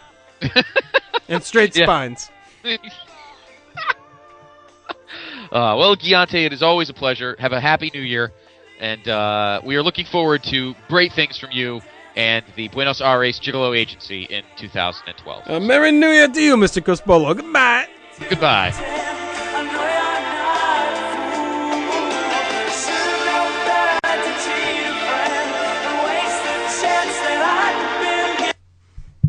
He's in a jovial mood tonight. I enjoyed the Rodney Mack reference there. The Red Dog. I don't know. I don't know. I don't know if we can have could Giante and Russo be in the same room. I don't think so. Well, sadly, we took the tree down today, so his spot under the tree is now lost. So now he's kind of walking around aimlessly, looking for somewhere to go. Somewhere to hang out. Yeah. Bummer. Okay. Well, as El Giante noted, it is now time for the biggest interactive segment in podcast history. What kind of disgusting, despicable? He's an asshole. Who the fuck is this asshole? You're all a bunch of fucking assholes. Do you know who I am? At grade A, genuine, authentic asshole. Hey there, PTB Nation. It is now time for the greatest segment in podcast history. You know what I'm talking about. It is time now for the PTB's Asshole of the Week. You're an asshole tonight. I had that song in my head all day today for some reason. I guess I was getting prepared for it. Yes. All right. Let's take a look. I think we got 14 nominations, I believe. I got to look for the... Let me look for the... where's the thread? Why don't you ever have this stuff prepared? Because I was too busy looking at the CD cover finally. So, let's see. All right, guys. Remember, this was for Asshole of the Year. I know we've only been doing this for about, 3 months now at this point. So, but we did want to make a note that Penn State was not eligible because obviously, as Giante adds, along with Matt Rotella and Derek LaRue, they're Penn State's the Asshole of the Year. Obviously, scumbag. Exactly. So, okay. We wanted to keep this a little more upbeat and fun. So, all right, I will start it up with Matt Souza. He goes with and most of these are ones that have won before, we will say that. So, Matt Souza goes for the NBA Owners and Players Association, obviously for the lockout mess.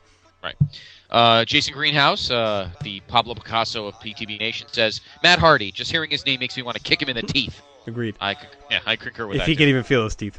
All right. Yeah. Brian Anderson, Rex Ryan for being a D-bag who demands the spotlight. Hey, now. Mike Wilkinson says, Matt Hardy won the most times. He probably deserves it. Hulk Hogan, a close second. You know, I finally caught some of that A&E thing, the Fighting Hulk Hogan. That biography. I haven't seen it. It wasn't bad. It actually wasn't bad. It was. I only caught, I watched about 25 minutes of it last night, but it was interesting. I want to try and catch the whole thing. Kevin Bowers, David Stern. You would think after watching the NFL go through the whole lockout months before, he would have learned from their mistakes, but no. He made the NBA so much worse coming off a huge season like last year. Okay. Let's see. Corey Ferreira says, Matt Hardy, he won Asshole of the Week more than anyone. He is a drugged-up piece of shit in my book who now seeks too much goddamn attention when no one cares anymore. Brian Smack. David Stern for letting the NBA lockout drag out so long. If anyone watched the games Christmas Day, you'd see why. J. Arsenio D'Amato, who was at the bottom of the El Giante the Christmas scourge list. of Giante. That's right.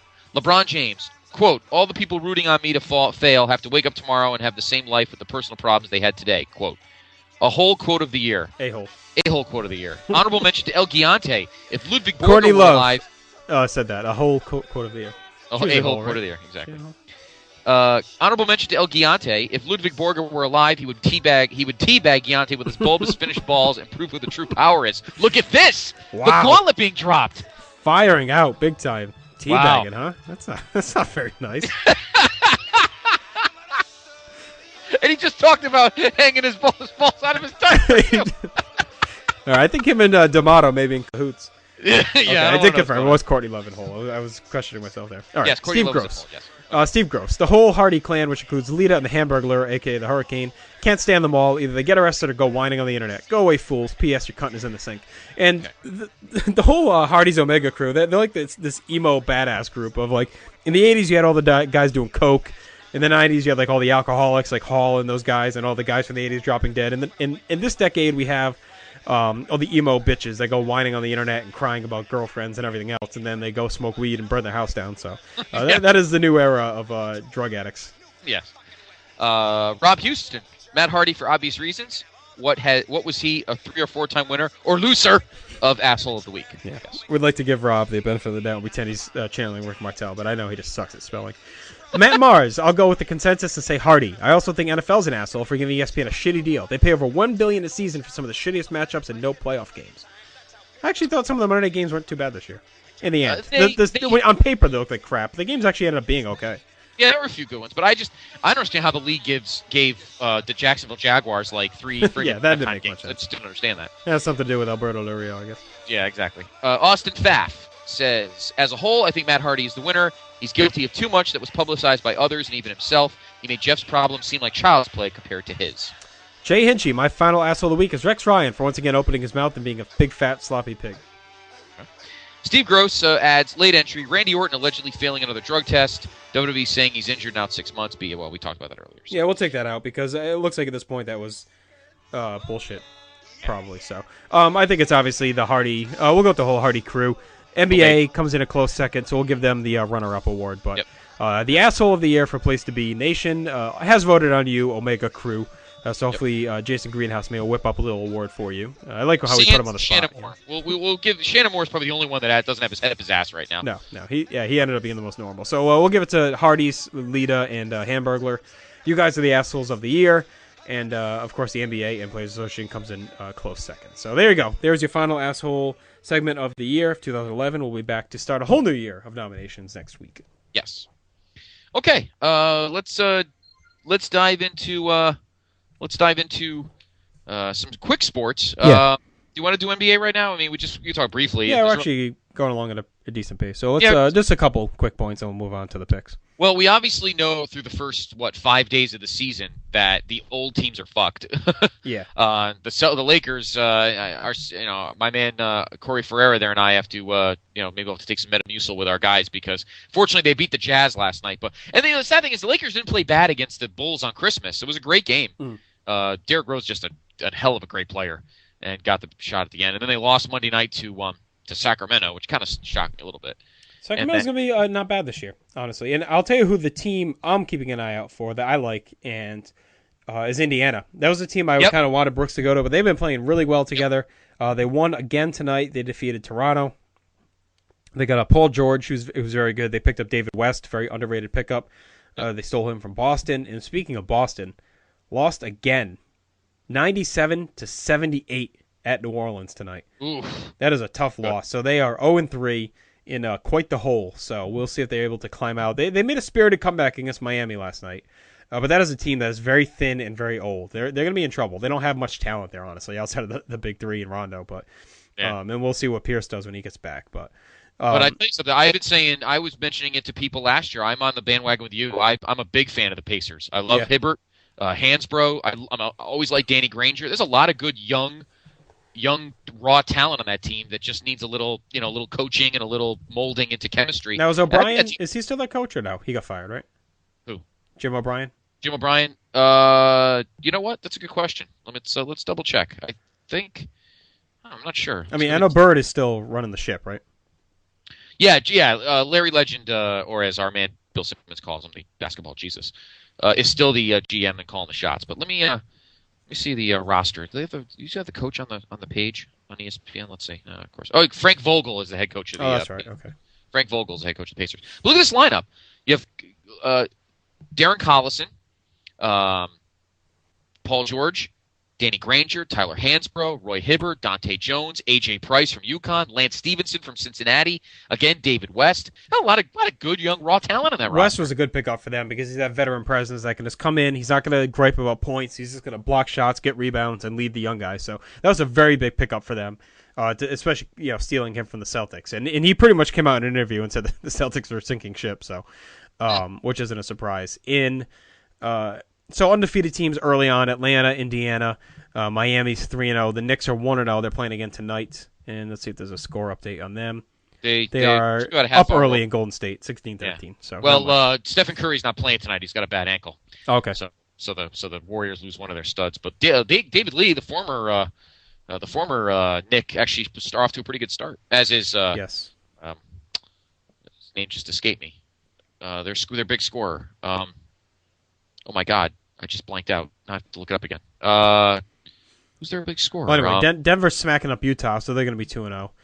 They're up big late in that game. Yeah, Denver laid a beatdown on Dallas, huh? What's up with the Mavs, do you think? You think a little bit of a hangover. Chandler made that big of a difference? Or? That, and I think it's a little championship hangover. Older team. They're going to come out of the gate slow with, Kidd and those guys. So I wouldn't be shocked if they don't have the best year.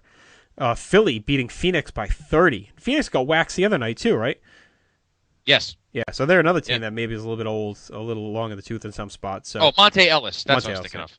Monte Ellis. That's what I was thinking of. The Nets, to me, kind of a weird story early. They were down 21 early to Washington in their first game. They came back and won. Then the next night, they're beating Atlanta by 20, and then they lose by like 50. But our boy Marshawn Brooks had a team-high 17 points last night, so I'm hoping he'll get some run early on with Brook Lopez out, and they're kind of thin. So there's your setting early. Oklahoma City 3-0, Spurs 2-0, Portland 2-0, kind of out to quick start. So we'll see. I think Pacers may be that team that if the Celtics fall back, and they're a team that can maybe take advantage and move along in the Eastern Conference. You want to make a finals pick now, or you want to wait? No, I think because of the short season and everything, I'm still getting used to what players are where. So, I will say this League Pass preview has enticed me to where if I had money to spend, I'd definitely be getting it because it has been fun switching between some of these games over the last couple nights. I was with our I was looking forward to watching the local feed of the Lakers and Kings the other night, but it ended up being on NBA TV actually, so I ended up watching it on that. So I was watching talking to my our friend Josh Richer, who's very engrossed in this NBA season as well yesterday. So we had some good NBA conversations, and he too was saying if he had the disposable income, he thinks he would be in on the League Pass as well. Because there's a lot of good games every night. You get some of these teams matched up, like Oklahoma City and Minnesota had a great game. Charlotte and Milwaukee had a great game. There's a lot of good young talent in the league right now. So I think it's going to be another fun season. And to me, I've definitely been reinvigorated by basketball. I thought last season really brought me back, and then Brooks being in the NBA now gives me someone to really follow. So. Yeah, I'm looking forward to watching other teams as well. I've always been ever since they drafted them, I've been a big Thunder fan. Mm-hmm. Look, I know my team is old, and I know they're gonna have their pains throughout the year. I'm expecting that, so I'm kind of like trying to not jump on bandwagons. I'm trying to like look at some other teams. Maybe someday the tortured Lakers fan base will win a championship, like the Cowboys. Oh God. Oh, what am I supposed to feel bad for you now? The plight of the Nets? Give me a break.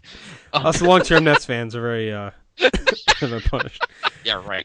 The Barclays Center is only like 40% built, so nothing to look forward. I will say that I was a Nets fan when I was working with Yes early in the decade, in the kid days and Kerry Kittles and those guys. I did like the Nets. I had a Nets hat, and I was the Nets in college on my NBA game. So they were my team, kind of Sands Hornets before Celtics. Okay. Now I've returned. So quickly jumping over to baseball, there was a trade today. The A's sent Andrew Bailey and Ryan Sweeney to the Red Sox for Josh Reddick, Miles Head, and Raul Alcantara. And, of course, Reddick went from a super prospect to a throwaway deal now in Red Sox fans and their beat writers' eyes, of course. So they pumped him up enough to get him traded, and now they'll shit on him like they do all their other prospects. We'll see with Bailey. I think he's a good pickup for them. I think the bullpen has been improved, but it's not better than last year, still with the loss of Papelbon. So we'll see what Bailey, if he holds up health-wise. And if I'll say this, as a Yankee fan, doesn't scare me. So that's how I base things on. Am I scared of this guy coming in? When they got Adrian Gonzalez, I was scared. Now, this does not scare me. So, well, we'll get more into baseball as the winter progresses. We get closer to, because it seems like after the whole Pujols, C.J. Wilson thing, it seemed like things have kind of died down a little bit. So we'll see if nothing really happened through the meetings. Well, it sounds like the Cubs are shopping Garza, saying the Blue Jays, Yankees, Red Sox are all involved, but the price is very high. It sounds like the Blue Jays maybe could be the closest, but sources are saying the Yankees and Blue Jays are the two teams that have what it takes if they want to acquire Garza. I think he'd be a good pickup for any team in the AL East because he's proven there. Worries me a little bit that his contract is kind of nearing its end, so if you're going to give up a lot of guys, you've got to be able to lock him down for an extension. Right. So we'll see. The Yankees obviously could use pitching, but they're pretty much set saying that they're not spending any more money. They're at their max. That's why they're not going after Kuroda or any of these other guys. And there's actually, for any Yankee fans out there, if there are any out there, RiverAvBlues.com is a Yankee blog. Is very good. And they have a piece up right now about the Jabba situation. Again, how they're kind of sitting on a lottery ticket where they could, now's the time if they want to have him come out of rehab from Tommy John and then kind of rebuild him as a starter and have a cheap start over the next couple of years to kind of fill the slot before the young kids are ready. So Dr. G and I talked about this too when he was here. Right? We think that could be a very good option for them if they were to look at it. But I like to see him get back. I'm looking forward to seeing that Yankee staff. I think both Jabba and Phil Hughes can actually fill those slots, and I think Phil Hughes needs to kind of get his confidence pumped up a little bit. And the guy's got the goods. Yeah, but and he's spending the whole winter at the Arizona Institute. So no, not the Fall League, the Workout Institute that's out there. Oh, so right. Get himself into shape. So there you go. There's your NBA. There's your baseball. Hockey's still kind of floating along as is. The Bruins are dominating. Them and the Rangers battling it out for first. Spirited to debate on your Facebook page, of course, between those two teams, fan base. The Rangers are in first technically right now by a point, but as I did point out their point differential versus Boston is very, very different. Yes, it is. And you and I will be seeing both of those teams. Yes. On Saturday, January 21st at TD. A little double dip for us, and then PC game at night. Yep, Friars and the Golden Eagles of Marquette, I believe. Yes, I believe it's Marquette. Yeah, it is Marquette. We got to figure out how we're getting you in there. That's our next I step. know. Bad loss for the Friars last night, by the way. They're going to struggle against teams that have strong inside presence. They just don't have that. So. Yeah. Okay, it is time now for the final time. Right? Yeah, for the most part. Well, we'll probably do playoffs. All right. No, I know we'll do playoffs, but I don't know about I guess we'll do the music in the background. For the final time in the regular season of 2011.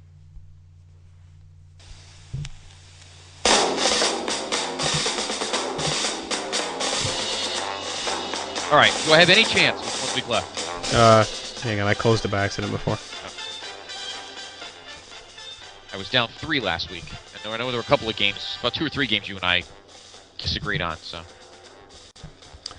I have 151. You have 148. Okay, so still 3. Mm-hmm. So we've been even the last 3 weeks. So all right, here we go. Final week, chance for me to try and steal the championship of the PTB Nation Pick'em League. All right. No Monday night game. And, no, nothing. All Sunday. All Sunday, including the prime time, which is... and they did a good job this year because what they did was they matched up a lot of the divisional teams to play at the same time. So there's no compromise situation where a team can rest guys late because of situations that happened earlier in the day. A lot of the teams that affect each other are all playing at the same time. So. Yes, and they did a good job also. Almost every game. In fact, every game is a divisional game. Yeah, which is what it needs to be. So, all right, we've got 4. Yeah, there's very little games where nothing matters. I don't know if there's any. I think every game has some kind of implication. Yeah, I mean, we'll mention it as we go. Yes, we have 8, 9 1 o'clocks, an unprecedented 6 4 o'clocks. That's a lot, and of course the primetime game on NBC. Yeah, I'm looking forward to Sunday. Actually, I think it's gonna be a good day of football. It is gonna be a great New Year's Day of football. All right, we begin at the Superdome in New Orleans, where the Saints host the Carolina Panthers. There might be a lot of I don't know. There's really no chance for the Saints to. Yes, I believe if they win, are they a game behind the San Fran or they're tied right now? They're tied, aren't they? San Fran has the tiebreaker, but I think the Saints can still get the 2 seed. Yeah, they're both 12-3, I think. Okay, so yeah, if the Saints win and the Niners lose, the Saints get the bye. So this has a lot of implications, and if the game means something for the Saints, they're going to win. They just waxed Atlanta last week, so I think they stomped Carolina. But you know what? Impressive rookie year for Cam Newton. He's probably going to win Rookie of the Year. And they did a lot better than I think a lot of people expected. Yeah, I mean, he broke the NFL record for rushing touchdowns by a quarterback. But I tell you something, Cam, I love you, buddy, but Sunday you're going to get a deep and painful sense of reality. Well, you know what? It's not going to be his fault, though. I think this is going to be high scoring on both ends. I think Carolina's going to put up some points here. But they're not going to be able to hang with New Orleans. I think New Orleans lays 45 on that defense. Yeah, I agree. I like the Saints at home as well. All right, we go to Gillette Stadium in Foxborough, where the New England Patriots, who were locked in as the 1 seed in the AFC. No, they're the 2 seed. No, right now they're the 1, but they can lose it. If they lose this game and Baltimore or Pittsburgh wins, I believe that team could. Whoever finishes that, if New England loses, whatever team wins the North, I believe gets the number 1 seed. So. Okay, but they did clinch a bye, though. Yeah, they have to win to get the home field advantage. Okay, so they host Buffalo. Buffalo dropped a big double deuce there on Tim Tebow and the Broncos. Yeah, I enjoyed that. I think we all did. I think the Pats win this game. I don't think Belichick's going to sit anybody. I think Brady's going to shred the defense. They're going to have to play because they want that home field, so no doubt. So I'm going to take the Pats. And the thing that kind of screws them is Pittsburgh and Baltimore are playing at 4, so they won't know ahead of time. They're going to have to play. But I like the Pats here, too. They struggled early, and then they made their halftime adjustments and came out and beat Miami. So I don't see Buffalo posing too much of a threat. Fitzpatrick probably throw a couple picks. Yeah, probably. And they owed them for earlier in the year anyway, so... Yeah, but now they got him for the next 4 years for $40-something million. So. No, I meant New England owes Buffalo back for that loss earlier. Oh, yeah, that's true too. And trust me, we know Brady. Brady's a little rankled right now. I'm sure he'll let them know it too. All right, Mall of America Field, Minneapolis. Probably one of the few games on the schedule that really doesn't mean anything, and that is the Bears and the Vikings. Bears. Well, it does have. Oh no, Minnesota. Did they win? Are they still only 2 wins? No, they have 3 wins. Okay, so they're out of the luck. Yeah, let me click on Minnesota's team for just a second just to confirm. Actually, no. They could be in the running if they lose this game, and St. Louis and Indy both win. Yeah, the Vikings are 3-12, and St. Louis and Indy have 2 wins apiece. So I think if they're all 3-13, I'm not sure who gets the tiebreaker, but it seems like they could be in the mix at least. All right. Well, I don't. I mean, they might lose this game. I mean, it is. I think Chicago. I think Chicago's due for a win to close out the season. I've been on the Minnesota wagon the last few weeks, and it looks like Joe Webb's probably going to play, and he's looked pretty good too. I think Chicago's defense is kind of strong enough to stop Harvin and these other guys finally. And McCown actually looked pretty good the other night. I don't think he looked that bad. He looked better than Haney. So I think Chicago, and that kid Ball, the running back, is looked very good. So I think Chicago kind of gets a feel-good win here to close out the year. Okay, I agree. I like Chicago on the road as well. All right, we go to Sun Life Stadium in Miami, the home of WrestleMania 28, where the Miami Dolphins will host the JETS Jets. I don't know, buddy. Is there anything left? Is there anything left in the tank? I don't know if I want them to even make it, honestly, because I think they need such wholesale changes that if they make the playoffs, I don't want that suckering them into any false sense of security. Brian Schottenheimer needs to go. I don't care if he's just being the scapegoat or what. How do you throw drop back 67 fucking times of Mark Sanchez against a Giants defense that could not stop the run? How? When you get the ball back after all the garbage that happened, you're down 6 points with 5.5 minutes left at midfield. How do you go to shotgun 3 fucking times in a row? Sean Green, LT, McKnight, all average to above average running backs. Giants were giving up 4.5 to 5 yards a rush all game. How do you drop back at the shotgun 3 straight times and throw the ball and go 3 and out? How do you fucking do that? That game was ruined by that stupid Victor Cruz touchdown run where Antonio Cromartie olayed on another fucking tackle and let him go 99 yards for a touchdown. If there's anyone I wanted to do nothing this week, it was him because he ran his mouth all week. I was hoping to shut him down. The team itself, people are blaming Rex Ryan for running his mouth. I don't blame Rex Ryan because he does all he can to take the heat off his team and put it on himself. That's what he's doing with all this shit. Well, that's why he talks all the time. I'm fine with Rex Ryan. Schottenheimer, that was the worst fucking, of a game I've watched all the way through, that had to be some of the worst play calling I've ever seen. I don't get it. Sanchez, to me, needs a fresh start. They need to give him one more year to see if he has what it takes. He has not looked good this year in times, but statistically, it's his best year. So it's going to go one way or the other. I think they need to bring in a quarterback guru kind of coach.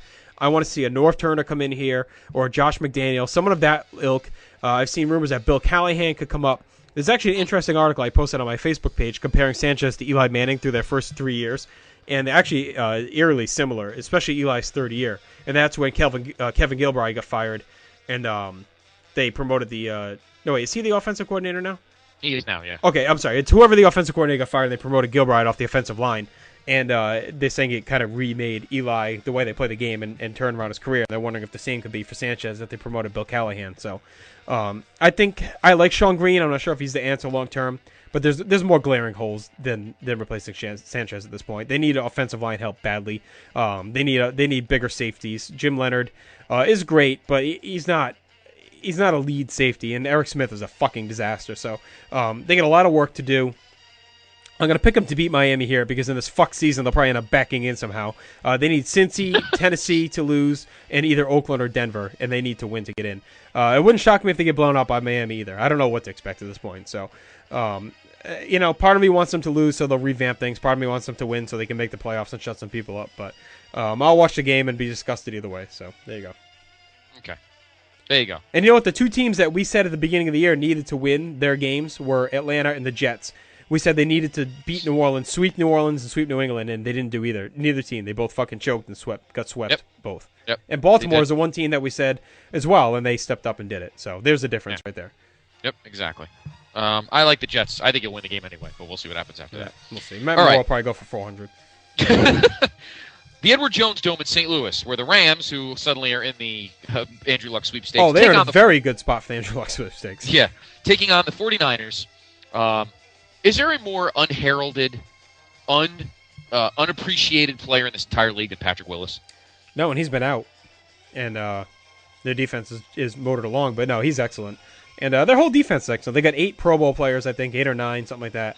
Justin Smith is having a great year, too. And the rookie, was it Alden Smith, him as well? Yeah. He's a beast. Yep. So their defense is really good. They're going to go in, and they're going to destroy St. Louis. I'm sure Bradford's not playing. I'm sure they're starting Kellen Clemens. So this is going to put St. Louis in the early pole position for the Luck sweepstakes. And it's going to be very interesting if they get that number 1 pick, what they do. You're going to see teams lining up with some big-time Godfather offers for that number 1 slot. Yeah, you'll see a lot of ring kissing and cat patting. Hey, don't be surprised if they if the Jets are one of those teams. Wow. Could you imagine? I don't think they should because they got so many holes that if they gave up number 1 picks, it'd probably be not good. But don't be surprised if they think Luck could be the answer to their offensive woes. And then Seattle is a team I've read has been interested in Sanchez with Pete Carroll and everything. So, all right. So we'll see what happens. I like the Niners in this game, too. Lambeau Field in Green Bay. The defending world champions wrap up what could be a 15-win season. The Packers host Detroit. Packers looking to cinch the number 1 seed. The Lions already have clinched their playoff spot. Now, do you think McCarthy will sit some people? What do you think? I think he'll play some guys early and then rest them. I think he's one of those guys that seems like he's out just going to rest people out of the gate. I can't see Rodgers and those guys going. I think some of the players will play, like Finley and those guys, but I think Rodgers and Jennings is already out anyway. Jennings hurt. Driver maybe. Yeah, and Jordy maybe doesn't get full time. So I think they'll play maybe a quarter or so. Detroit could use the win because they can still get the 5 seed. So they'll be playing for something. I'm going to pick Green Bay because I never want to pick against them because they're just so lethal. I mean, Rodgers could play a quarter and a half and put up 4 touchdowns. So yeah, I know. Especially against Detroit's D. So I think I'm going to pick Green Bay here, but it won't shock me if Detroit wins after Green Bay kind of pulls some guys in because Detroit could use the win. Yeah, I'm going to take the Packers here. I like to see Detroit maybe pull off a stunning win, get a little motivation into the playoffs, but I don't think it's going to happen. I think the Packers win anyway. Lincoln Financial Field in Philadelphia, a game that means nothing to anybody. The Eagles, the Jesus Christ team, the dream team there, Vince, you moron. I'm so glad their season's ending with a thud, hosting the Redskins. Just out of spite, I'm taking Washington to win. I think Philly wins, but actually I heard an interesting, I was listening to the Bill Simmons Cousin Sal podcast today, and Sal made a good point. He said this would be a sneaky game to tank for Philly because it could set them up nicely for next year, because if they lose this and finish third, they'd get the third place schedule next year, which would be obscenely easier than if they had the first or second place schedule. So it could be a little shrewd move if they kind of tank this game and let the Giants and Cowboys finish ahead of them. They're not going to make the playoffs anyway.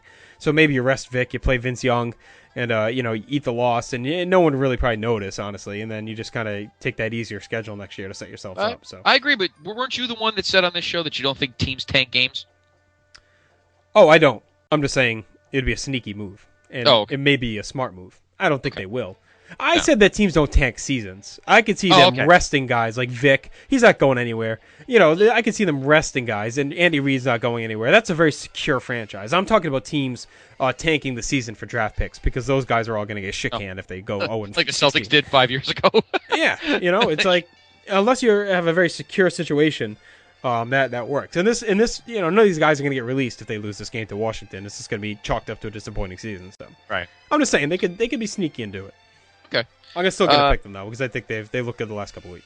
All right, that's my upset special. I like the Redskins on the road. You're my upset special. Everbank Field in Jacksonville, where Alberto Del Rio and Ricardo Rodriguez, the co-head coaches of the Jaguars, host the Indianapolis Colts. This game actually means something, as we've talked about, because the Colts still in the hunt. They're still morons wearing Andrew Luck jerseys as they walk by Peyton Manning, but I don't know. I'm going to take the Colts here. I don't know why. This is my upset of the week. They're actual underdogs here. Jacksonville has not looked good. They've been so up and down. They've had like 2 good games, but Indy, interesting theory I heard also on that Simmons and Sal, was that they think those veterans are stepping up and leading that team because they all love Peyton Manning and they don't want any controversy. They don't want him going anywhere. They want to play for him only, and they're the ones stepping up and leading this comeback. Orlovsky has looked, pretty competent. Of course, they got bailed out quite a few times against Houston. I don't want to say bailed out, but they got some timely penalties on that last drive. But Orlovsky still made some good throws. That touchdown of Reggie Wayne in the end zone was pretty nasty. So I like Indy here to throw a little muck in the water for the number 1 draft pick situation. Yeah, okay. And I like Indy. I like the Colts. That might be the upset of the year if the Colts don't get luck after how bad things looked early. I know. All right, Reliance Stadium in Houston, final 1 o'clock game. The Texans host Tennessee. Does Houston gain anything out of this if they win? Or no, they are locked in. But that doesn't mean they're going to rest guys because everyone's hurt anyway. So even if they rest Foster, you're going to see Tate, who's just as good. Yates is going to play anyway. I can't see them starting Garcia or anything like that. So I think Yates plays because they're going to want to get him some game experience going into the playoffs anyway. Andre Johnson probably wasn't going to play, so it doesn't matter. I'm going to take Houston here, even though the game means everything to Tennessee, because if they win and Cincy loses, they're in.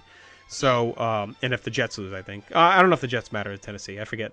Maybe Oakland. There's another team that matters outside of Cincy. But Tennessee can keep their hopes alive with a win here. But I haven't seen much out of Tennessee in these must-win games. This is kind of the third, and they've choked away a couple other ones. So I think Houston at home, I think they still want to assert themselves. I don't think they want to back into the playoffs on a weak note and be limping in, especially now that they're not going to have the bye. They're going to be playing week 1. So I think they man up and they beat Tennessee in this game and send them home. It's a division rivalry, too. That's a big game for them, the old Houston team. So I think they're going to have some pride and win this game. There's a lot of things swirling around Tennessee because rumors are Mike Munchak, the head coach of the Titans, is the lead candidate to take the Penn State job. I read on ESPN that he turned it down, though. He did turn it down. Or at least he said he's not interested. Yeah. I wouldn't take that job if my life depended on it right now. No, he's got a good thing in Tennessee. I wouldn't either. No, I agree. I like the Texans, though, to win this game. All right, let's go to the 4 o'clock games. We go to University of Phoenix Stadium in Glendale, a.k.a. the Toaster, as the Arizona Cardinals, who play very well at home, host the Seattle Seahawks, whose playoff chances are they even faint or are they done? I think they're done with the Detroit wins. Okay, so this game means nothing, so I'm just going to take the Cardinals at home. Why not? I'm going to take Seattle. I like their defense. They've been playing well. They have a lot of confidence on the team. Feel a good story. Arizona lost a tough game last week. They could have knocked Cincy back, but early Doucette slipped and fell on that 4th down and missed a touchdown. Both teams have played frisky. They've both played good for teams that were written off early in the season. I like Seattle here just because I think they're a little bit more of a stronger unit, and I like their defense to keep Skelton off kilter. Okay, we move on now to Sports Authority Field at Mile High. Here we go, Mr. Tebow. The Broncos host Kansas City. A Bronco win might give them a possible shot at the playoffs. The Chiefs may even kind of still be in it, but not really. But this is a big game. No, Chiefs are out. Oh, the Chiefs are out. So the Chiefs can play spoiler. I think they're going to. They will. I am too. I like the Chiefs. Me too. I'm taking the Chiefs here. I think the Tebow Express crashes and burns just like John Elway wants it to because he wants to get rid of Tebow and bring his own quarterback in. I think Orton's looking for revenge. I think Cornell, those guys play hard for him. I think it's going to be a low-scoring game. It's actually at Denver. I think KC goes in there and spoils Denver. I think all these teams looking for the playoff spot are going to lose. I think it's going to be pretty funny. When all these teams need a win, it seems like they always end up losing. So I know. I think Kansas City wins this, and Denver, they might still end up winning the division just because of how things are going to fall later, but I don't think they go in with a win. I'll say that. Yeah. And I'll tell you something. This Chief team is playing hard for Romeo, too. Yeah. Yep. They want him to have this job. So, what happened last week? Did they win or lose? They lost. It was a tough game, though, right? Yeah, let me see. Let me go back one. The Raiders beat them in overtime. Okay, that's right, yeah. So and it was on the block kick by Seymour. Yeah, yep. So, I like the Chiefs as well. All right, Georgia Dome in Atlanta. I think this is my lock of the week. I think the Falcons just run the Bucs out of the gym, out of the arena. Oh, yeah. They're gonna destroy They're angry. Them. They need to feel good about themselves right now, and the they Bucs beat are up, just they beat up on shitty teams, and Tampa is bad. Yeah. So yeah, at Atlanta, I think they run the score up big time. Yeah, I do too. All right, all 4 of these last games are all gigantic games. Gigantic games. We begin at Paul Brown Stadium in Cincinnati, where the Bengals host Baltimore. I'll tell you somebody, this is a winnable game for the Bengals. They seem to sneak up and bite people in the ass in these home games. This is the kind of game where the Ravens sometimes just don't show up. It's mind-boggling. I'm going to play my cards because I like this team at the beginning of the year, so I'm going to take the Ravens on the road, but this game scares me. If I'm a Ravens fan, this game scares me. Look, the Bengals have a great year. This is a big boy game. The Ravens need the win to keep that number 1 seed in that bye, or the 1 or 2 seed and keep the bye. So I like the Ravens here too. I think Cincy gives them a game, but they've had their chances. They haven't beaten Pittsburgh and they haven't beaten Baltimore yet. And those are the games you need to win to take control of that division. So I think Baltimore keeps them at 0-4 against the big boys in the North. Okay. Next, Cleveland Browns Stadium in Cleveland, where the Browns host Pittsburgh.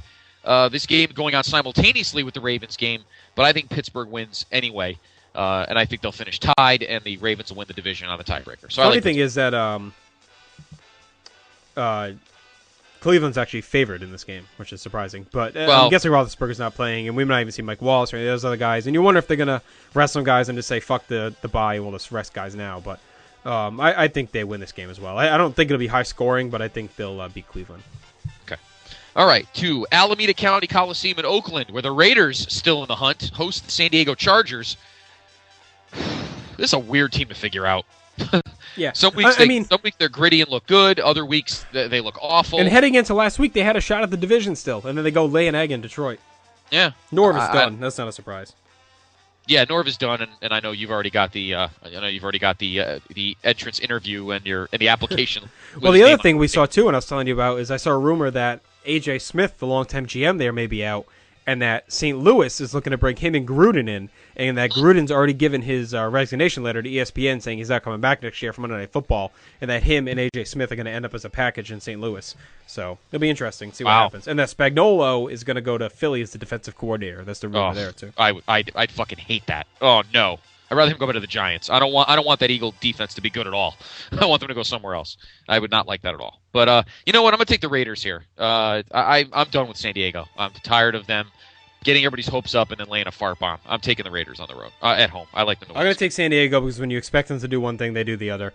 And I see Oakland and Palmer choking under the spotlight, and they end up losing the division to Denver by this loss, even though Denver loses as well.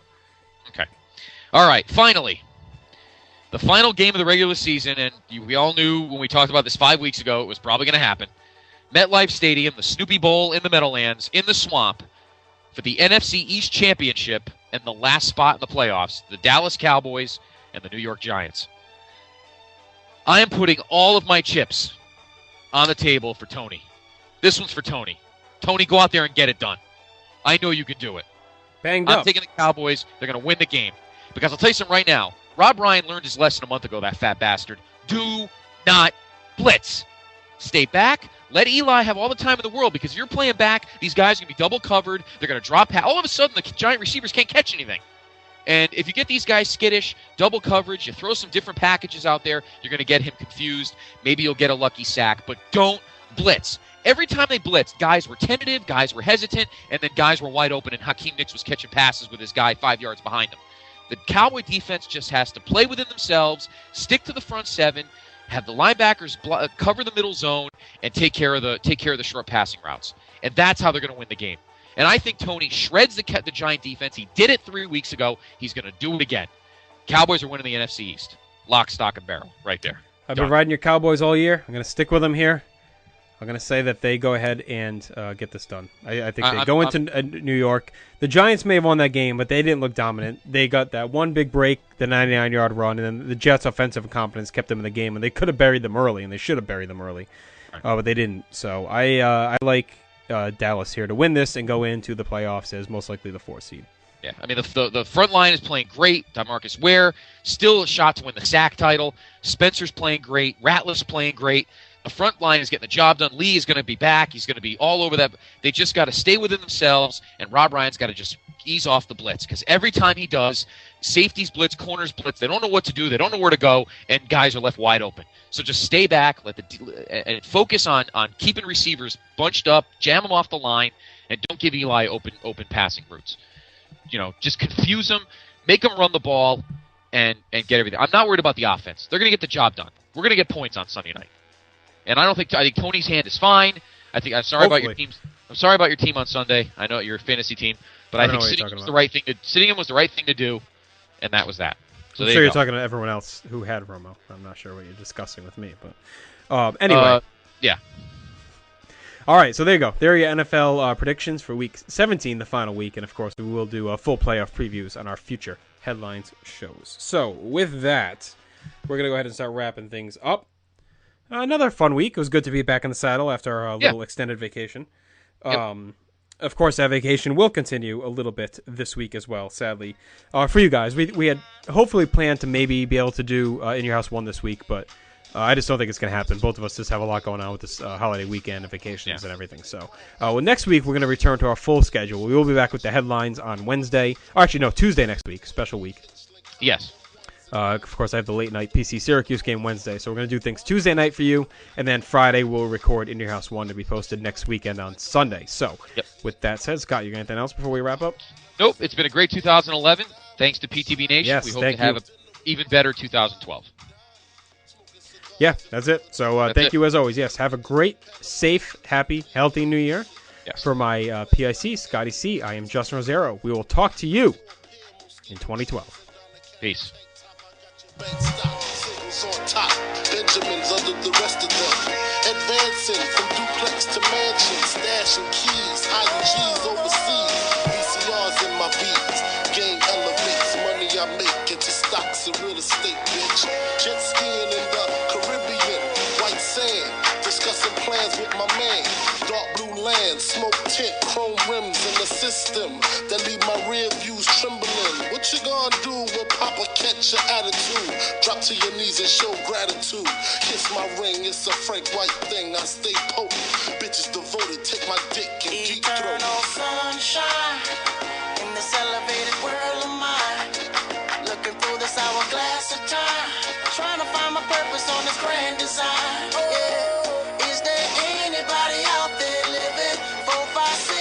the streets, stay shooting. Is there any money out there for me? You just listen to this hustler story.